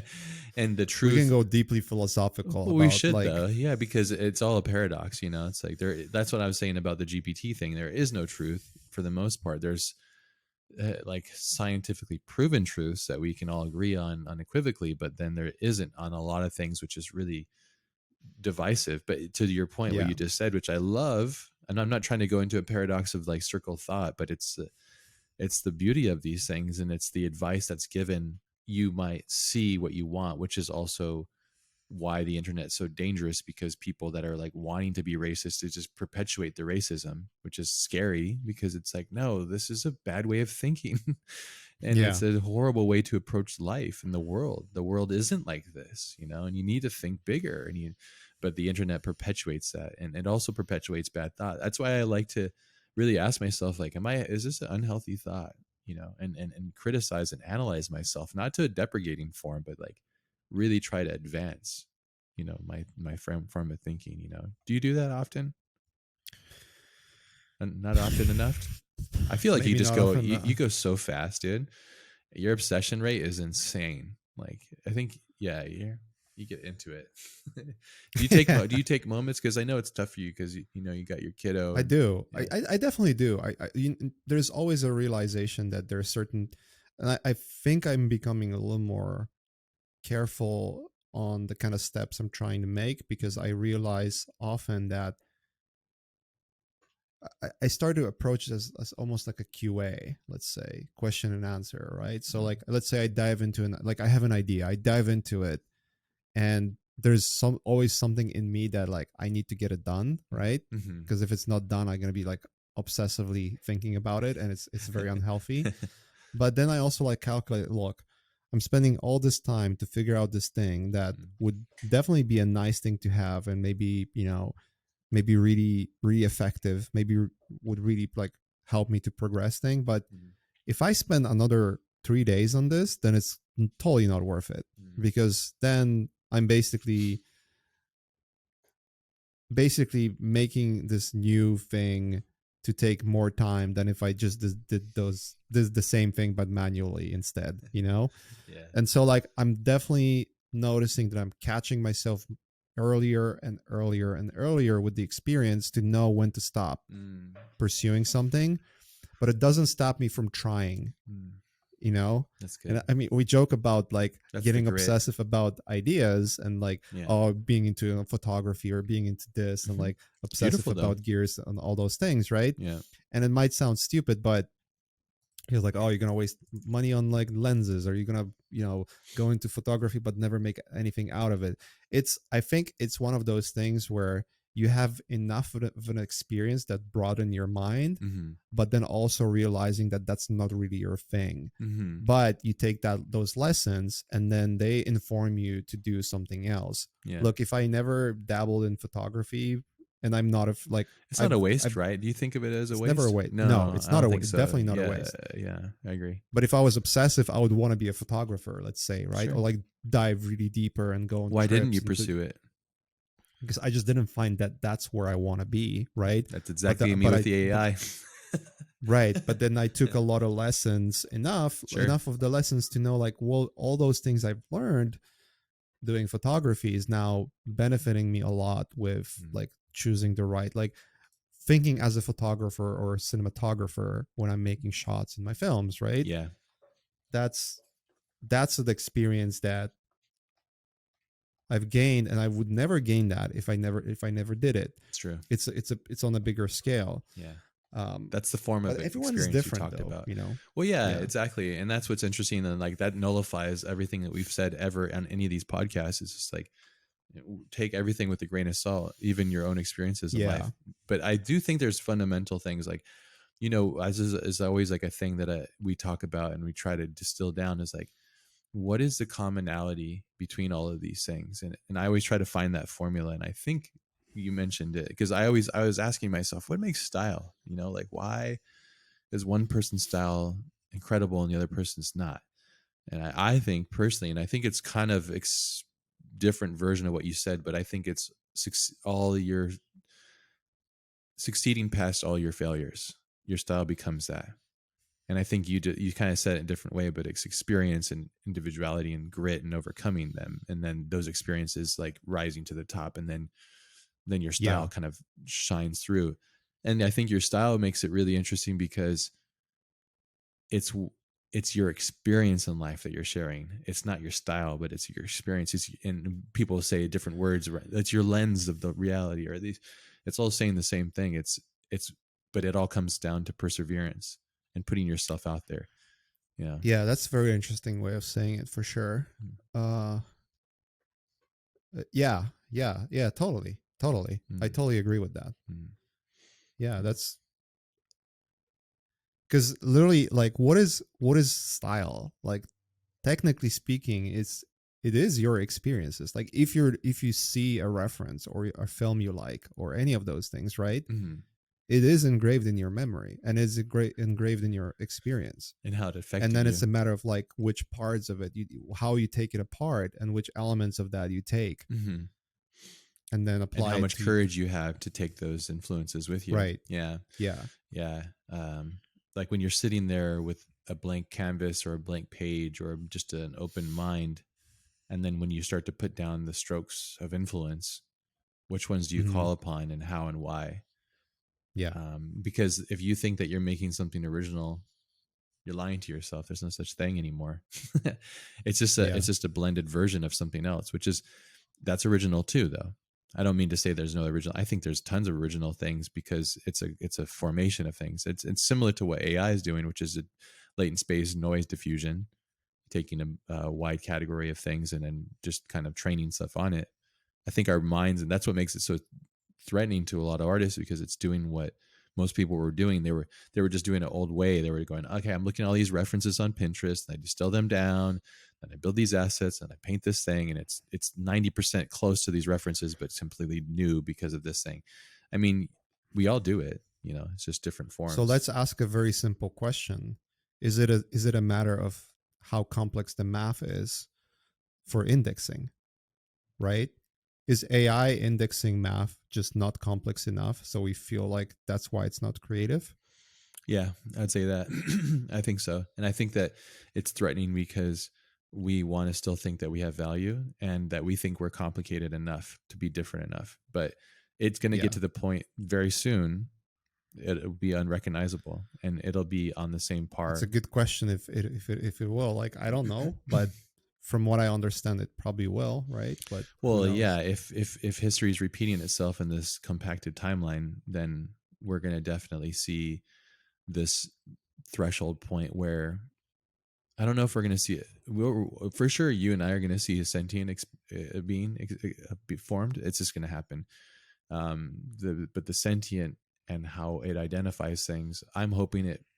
This is a stupid thought for me, and I need to meditate on what I'm saying here. But I'm hoping that it supersedes us because I think we're extremely flawed species, and I hope that it makes us better.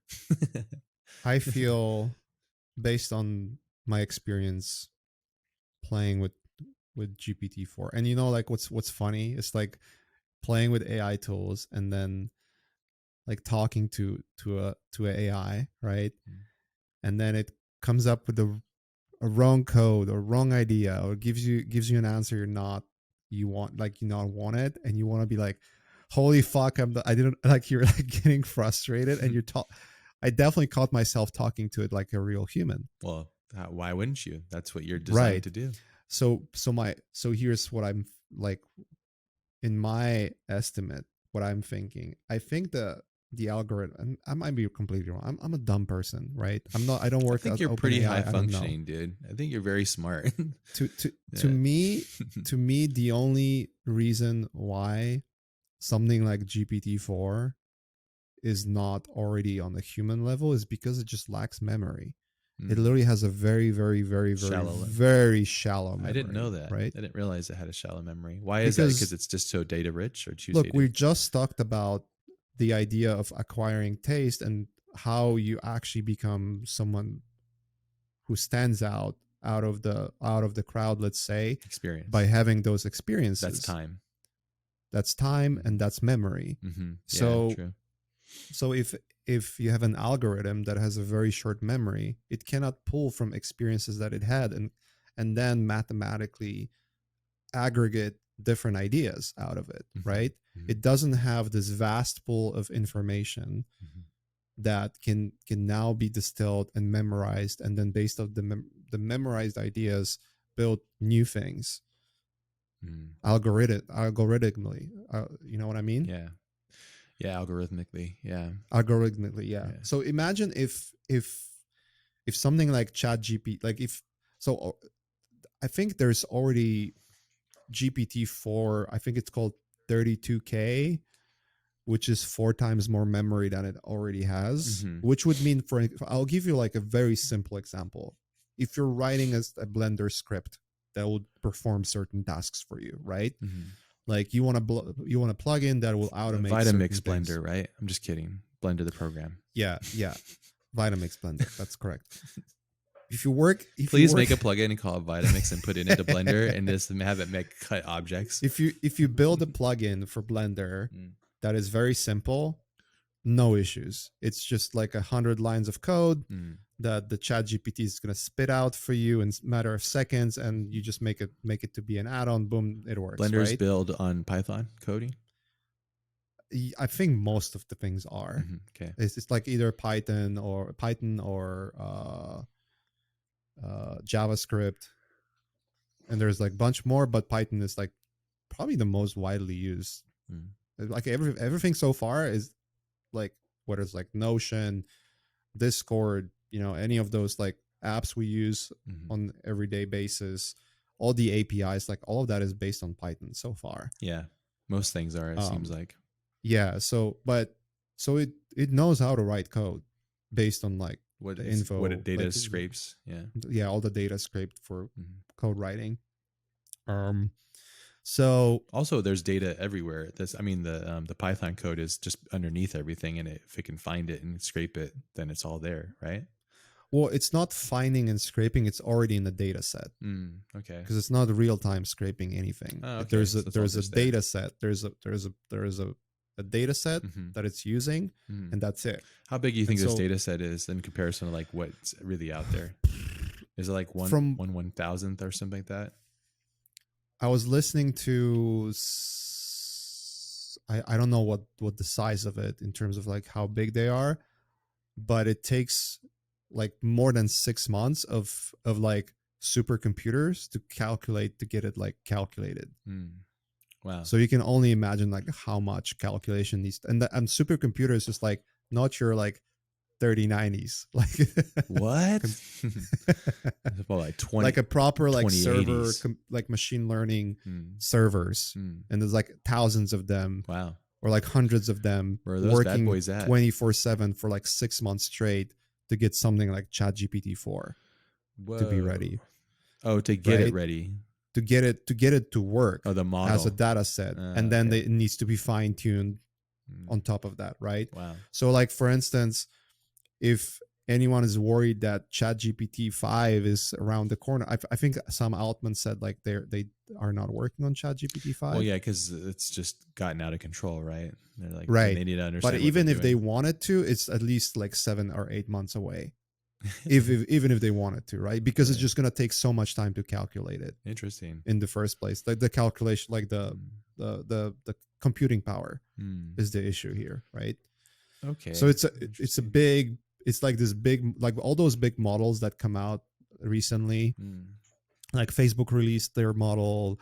Stanford, I think Stanford is Alpaca or Llama. I can't remember. They have like weird fucking names. Like all those models that are like gigs and gigs of data. Yeah. They take months, like 7-8 months to be made in the first place, right? Interesting. So like technically something like Google, not Google, the Chat GPT is just a model that was finished modeling back in whatever 2021. That's sort of like the data that I was looking at, and then from there, that's the cutoff point. We're taking all this and then compressing it into this, latent space, whatever you're gonna call it, right? This large language model, basically. Yeah. So that's where it is, but the biggest issue is it just has a really short memory. And now I think that like if you make something like that's like 4x memory that it currently is, when I was writing one of my add-ons for Blender, I would run into an issue where I would ask something and then this thing would just, it's almost like it's hallucinating. It just comes up with code that doesn't it doesn't even exist in my script. And I just like started thinking and like, what the fuck? Like, it's not even there. And then like, it would just, oh, I'm sorry for confusion. And then it would just write completely something else. And then it would just ask you the same question that you already answered or something. Right. So it's like, it's like we're working with a real human being then. It's like, it's just like forgetting in real time what it just did. Right. And that's because it's the memory is not deep enough. Or yeah, it's just like it just has like X amount of characters. So anything that happened, you said 8,000. Like I think it's 8,000 maybe or something like that. But like let's say it's 8,000 characters, right? So anything, this is like a moving goalpost. Anything you ask, it just moves this whole chunk of 8,000 characters scanning, right? So whatever you asked here, it's already gone. Like it doesn't remember any of it. So yeah, we just need to open up the vantage point for it beyond 8,000. Right. So if you 4x this, you can write complex script in one go. You don't have to go back and forth. And that's because a lot of times where it's gonna confuse itself and ask and write things that are not true, it will write code that is not true. Like you have to tell it, hey, it gives you an error. Oh, my apologies, and then it rewrites and troubleshoots the code with you, and then eventually gets to a point where it's good, right? Like you get it to work. And sometimes you actually have to like, because it cannot search internet, like you actually have to do your research. Do you curse at it too? Do you call it names? Oh yeah, it's like what piece of shit? Like, wow, you're really working with a human here. Nice. So now imagine if it had if it had same memory capacity as humans in terms of like this, not in terms of memorizing what's there, because it already has a bigger memory than humans in terms of like memory of what's there on the internet, let's say, right? But what I'm saying is memorizing the context of the conversation that you're having it with. Yeah. Like if that, let's say, could span over 20 years, I can guarantee that something like maybe I'm delusional, but I feel like something that is like GPT-4 would be as complex in ideas processing and creativity as humans are. That's to my estimate. I think it's a memory issue to my estimate, but I don't know. I don't know enough about it to like have a really scientific opinion, because obviously I'm a dumb fuck. So. Well, you're really curious and you've been putting yourself into it. This comes into like what I've been asking myself a lot about, like, because when this stuff happens, you ask yourself like, well, am I even important? Does this, what I'm doing matter, and all these things? And what I've started to distill, I try to distill, is that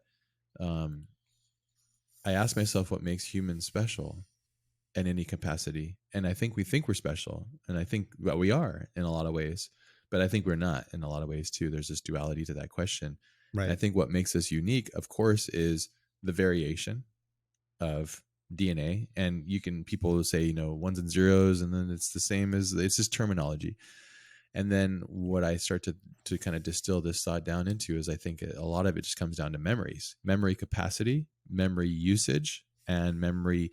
It's like when I listen to like Joe Rogan or somebody like this, or I have friends that have really, I bring up Joe because he's this person I think is interesting because he has a crazy good memory. He's got like an elephant memory. Yeah.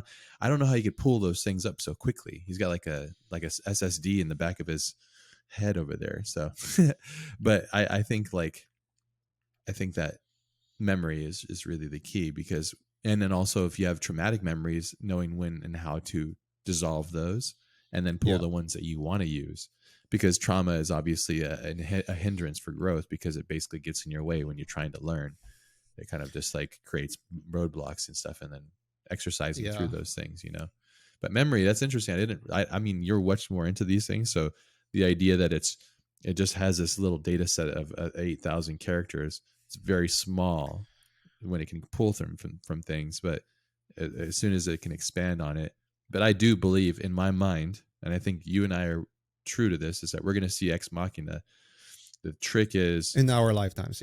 yeah, we're sure. going to see a sentient, I think, which is For sure.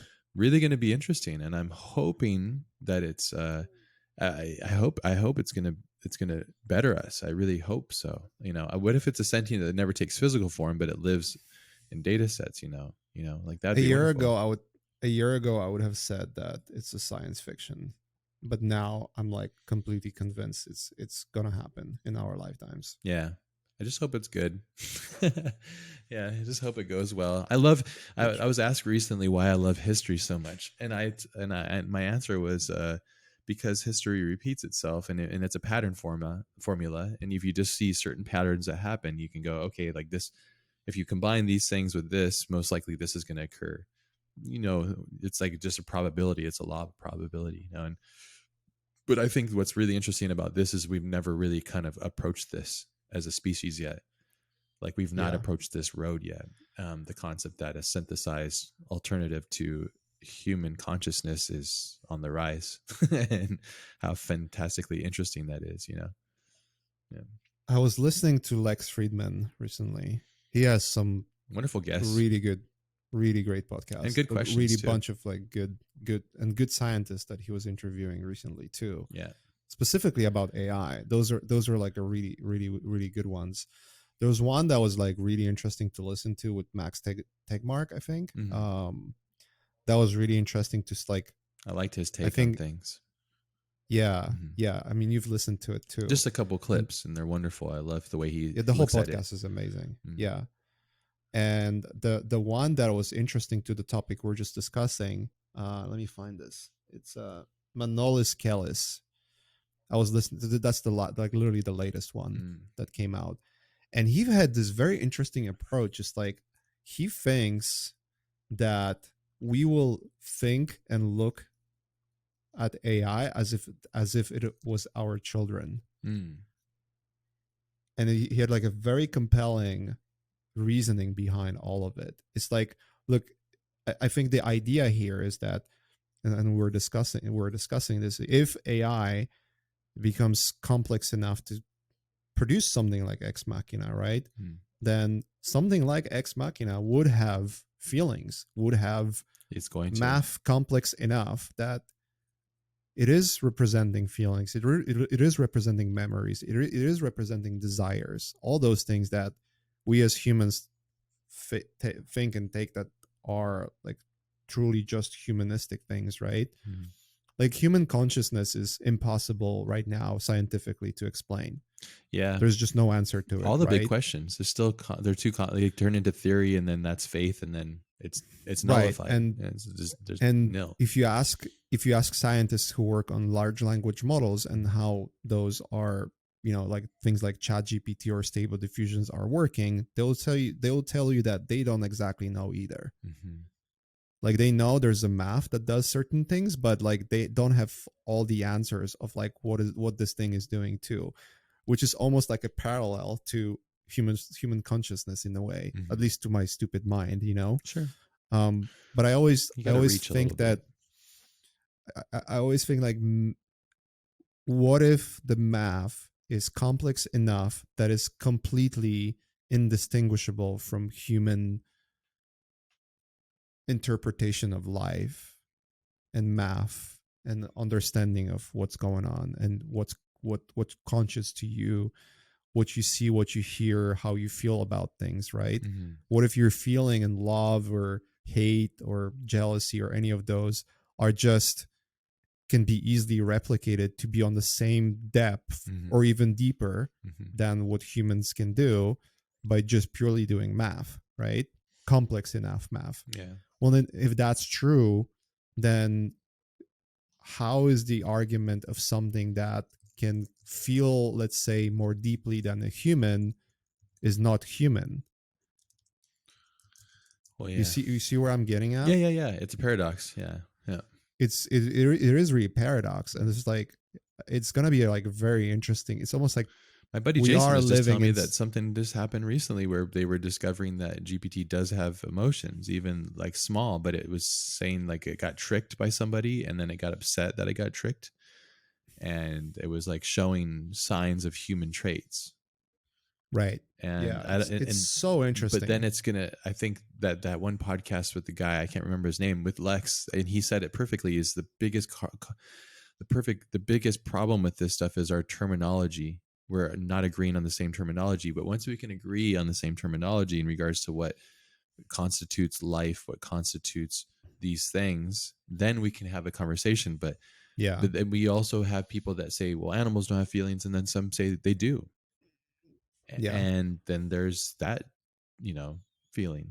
And there's and I know, I have a dog. I know he has feelings. He's very smart, and I feel that, um yeah. but yeah, They that's, do. Animals definitely have feelings. but some people There are say animals no. that we don't truly understand, like dolphins and squids. There's, Squids are aliens, generally speaking. yeah, well, all of us, we're aliens. The thing that Yeah, I always trip out on is, that moment where you're sitting there and then you have an epiphany or a thought that you just didn't, was so alien to you. I always yeah, think that that's an alien. I'm always like, how did that happen? And it could be as simple as, they're not these green little men. They're literally, it's just energy that permeates you. yeah, And like Rick Rubin's book said it perfectly. It's like, and I think this is, let's look at metaphors. He said that ideas are everywhere. They're all out there. Well, stars are everywhere.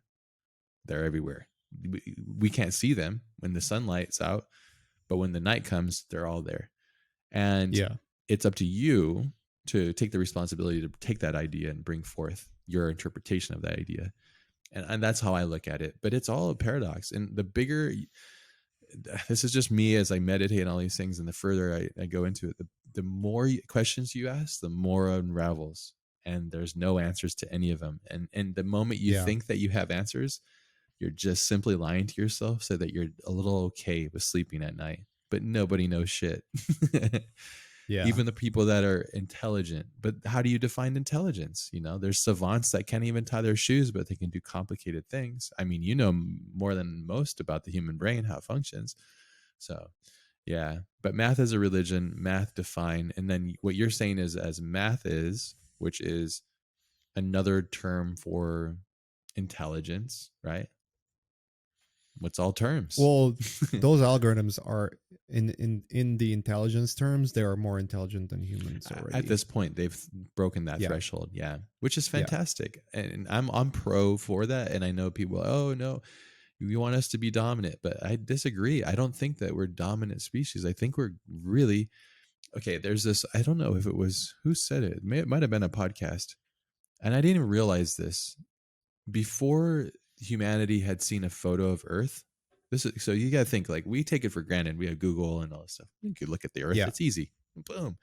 Nobody until this point had seen Earth. When NASA was doing their things up to the moon, they were just focused in taking photos. This person advocated, please turn the camera around and take a photo of Earth. That created this consciousness of the human spirit. They said, oh wow, the Earth is small. The Earth is yeah, the Earth is it opened up consciousness to the fact that, okay, I'm on this little plot of land, but there's part of this global thing. We're so small minded in so many ways. And I'm not trying to detriment humanity. And I get this when I travel a lot, as I just see it's like we're all repeating habits. Some people live in this small little town, have the small mind. That's totally wonderful too. It's probably better. They probably have a better existence, to be honest. yeah. But Happier lives. well, ignorance is bliss, Yeah, But I love that idea. I didn't know that. And I think he said because of that photo, it turned like the whole, what's the whole thing with like the global warming and all that stuff, like that became a movement post that realization.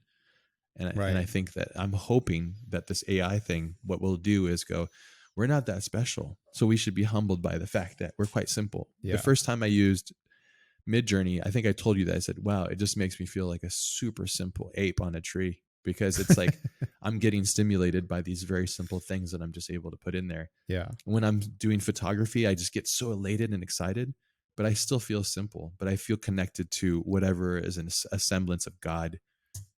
I feel like I'm looking at God, whatever that means. I feel like I'm observing God, and God, it could be nature or the beautiful complexity of life. And I don't know, it's, Yeah. there's no better place to be than that connection. So I get all So poetic. let's conclude. Like, Yeah. where do you think that this is gonna be in like a year? In a year? I don't think I think 5 years is too large of a Yeah, timeline. yeah, you're right. I think because a year is basically a decade at this point. Yeah, or more. Yeah, maybe 2 decades, 3 decades or so. Because year ago, those conversations we're having today were science fiction. Yeah. To the I mean, whatever. I don't know. I mean, technically science fiction. Yeah, I guess maybe because I don't know. The conversations we had a year ago, I think, were still pertinent in certain ways, but I think it happened a little bit faster than I think we were anticipating. But I knew it was gonna. I mean, we Yeah, had but the beta to MJ timeline and all this was stuff. We not. were playing Yeah. with it before anybody No, else that was. was prior. Like a year ago, MJ was not a thing. Yeah. Oh, really? I don't know. I'm Yeah. bad with time. But I know that once we were experiencing it. So I would say what I think, and we should both answer this obviously, is there's I want to think about an optimistic future. And I think that, and I 100% agree with you. And I don't want this to turn into some echo chamber here, but your concept and thought on prolific human beings defining the future, I 100% agree. And I think people that sit as passenger will do nothing but complain, and they've been doing that since the beginning of time. That's just a mental error. I really do firmly hope and believe that I hope that this makes us better in a lot of ways. It humbles us and it makes us realize what really does truly matter. When art becomes the value of craft, as much as I love craft, it's not the most important thing. It's the conceptual idea of emotion giving. It's about exchanging energy. That's just me though. Again, my interpretation of art is, so I hope that in regards to what this does for art, I hope it distills and gets people to get further and closer to it, explaining their emotion, their lens through life, and using it as a tool to not to just to make some faster art. Who gives a shit? If you're making more bad art, I could give fuck less about it. But if you're making more thoughtful, provoking, emotional stuff, that's great. But again, I like to consume certain types of stuff. So Yeah. It's. I think on the pragmatic level, I am very curious where this is all like how this is all going to impact the economy of the world. Yeah. I feel like there's a vast amount of inefficiencies that oh my goodness, AI will solve and make it incredibly profitable for humanity. Yeah. Generally speaking, Think about And I know waste, there's like restaurant waste, food Right. waste. Oh my goodness. and I know people will have this concept and will talk about this concept that corporations will rip most of the benefit, and I agree for the most part. It's totally plausible that and totally possible that it could go in a completely dystopian direction Mhm. where It already is kind everyone's of, going to be fucked, Look right? what's going on social media. It's just a bad problem. It's like Right. it's gross. I do think that if we're students of history, usually after things get really messy, things get much better, generally speaking. Yeah. And then humanity progresses until it gets messy again. Yeah.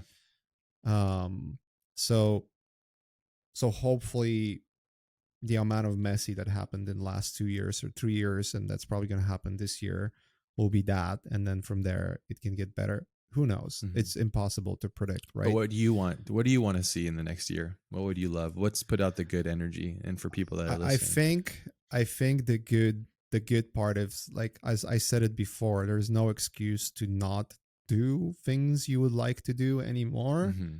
And I think it will be really encouraging to see artists who take control over their lives, like just generally everyone taking control over their lives and becoming who they want to become, or making this thing work for them and becoming like this tool that now can propel you to be a better, at this or better at that, or create tools that help you to harness the skills in more efficient way.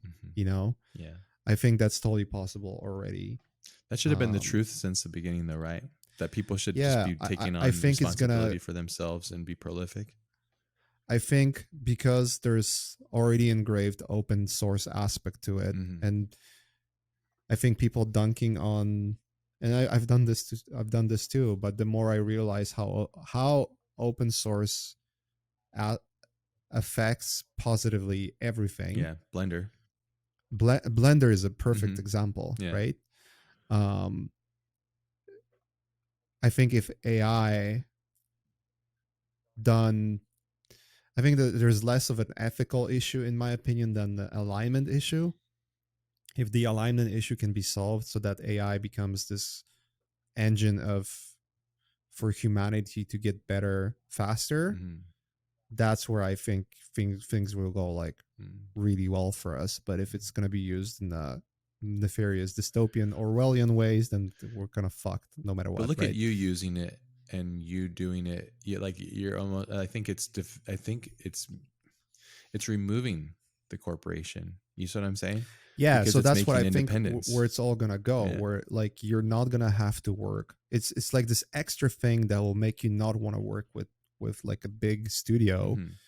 and sign those contracts where they take everything in perpetuity forever throughout the universe, which is like the most dumb language you could Disney. ever read, Sorry. right? What? Okay. Sheesh. Damn, dude. Just fucking drive-bys left and right. It's okay. Whatever.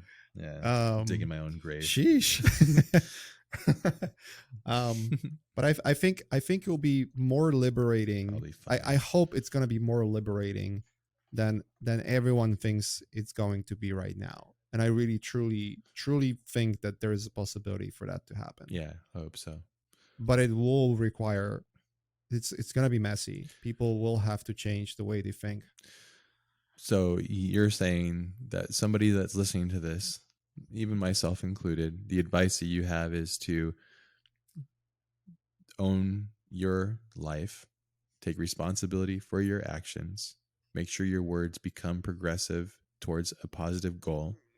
So just be a Yeah. better person and don't be afraid of this new tool, but be curious of it, use it, think of it as a device to better your life. Right? Even if you truly hate what it stands for, Mm. I truly believe you have to understand what it does. Yeah. Yeah.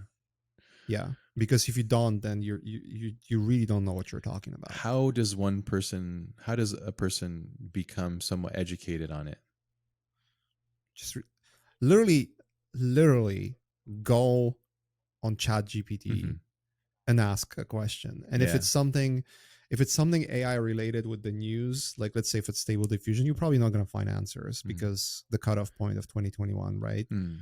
But Google, then find it through Google. So just still. Or use Bing. Bing is connected to Chat GPT, and Bing is using real-time searching, right? Mm. And then once you understand this enough, then you can use something like AutoGPT Mm.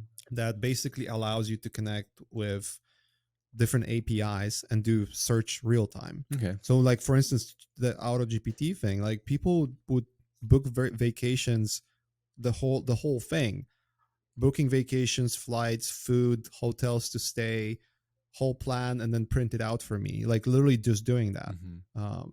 And it's all automated. Mm. You know what I mean? Mhm. So It's just that I always get the answers are there. Yeah. You just have to like start looking into, and like literally if you hate the whole concept of AI, then at least get informed what it does. Don't look at the headlines. People on both sides of the fence, of the AI haters and the AI lovers, Mhm. they're all The truth is in the going in their middle. own camps. Yeah, the truth is right in the It middle, always is. and it's all available for everyone Mm. to learn. Mm. Love that. There is a lot that I just see a lot of like potential for art. Like Mm. honestly, to me it was very grim Mm. in December, Yeah, I think we both and I'm were. like way more hopeful Yeah. where the things are going. Well, I think it's changed for you because you've almost weaponized it yourself. So you've taken responsibility. Yeah, it took time to understand what it does and what the potential is, Yeah. and where this could lead to For yourself. And yeah.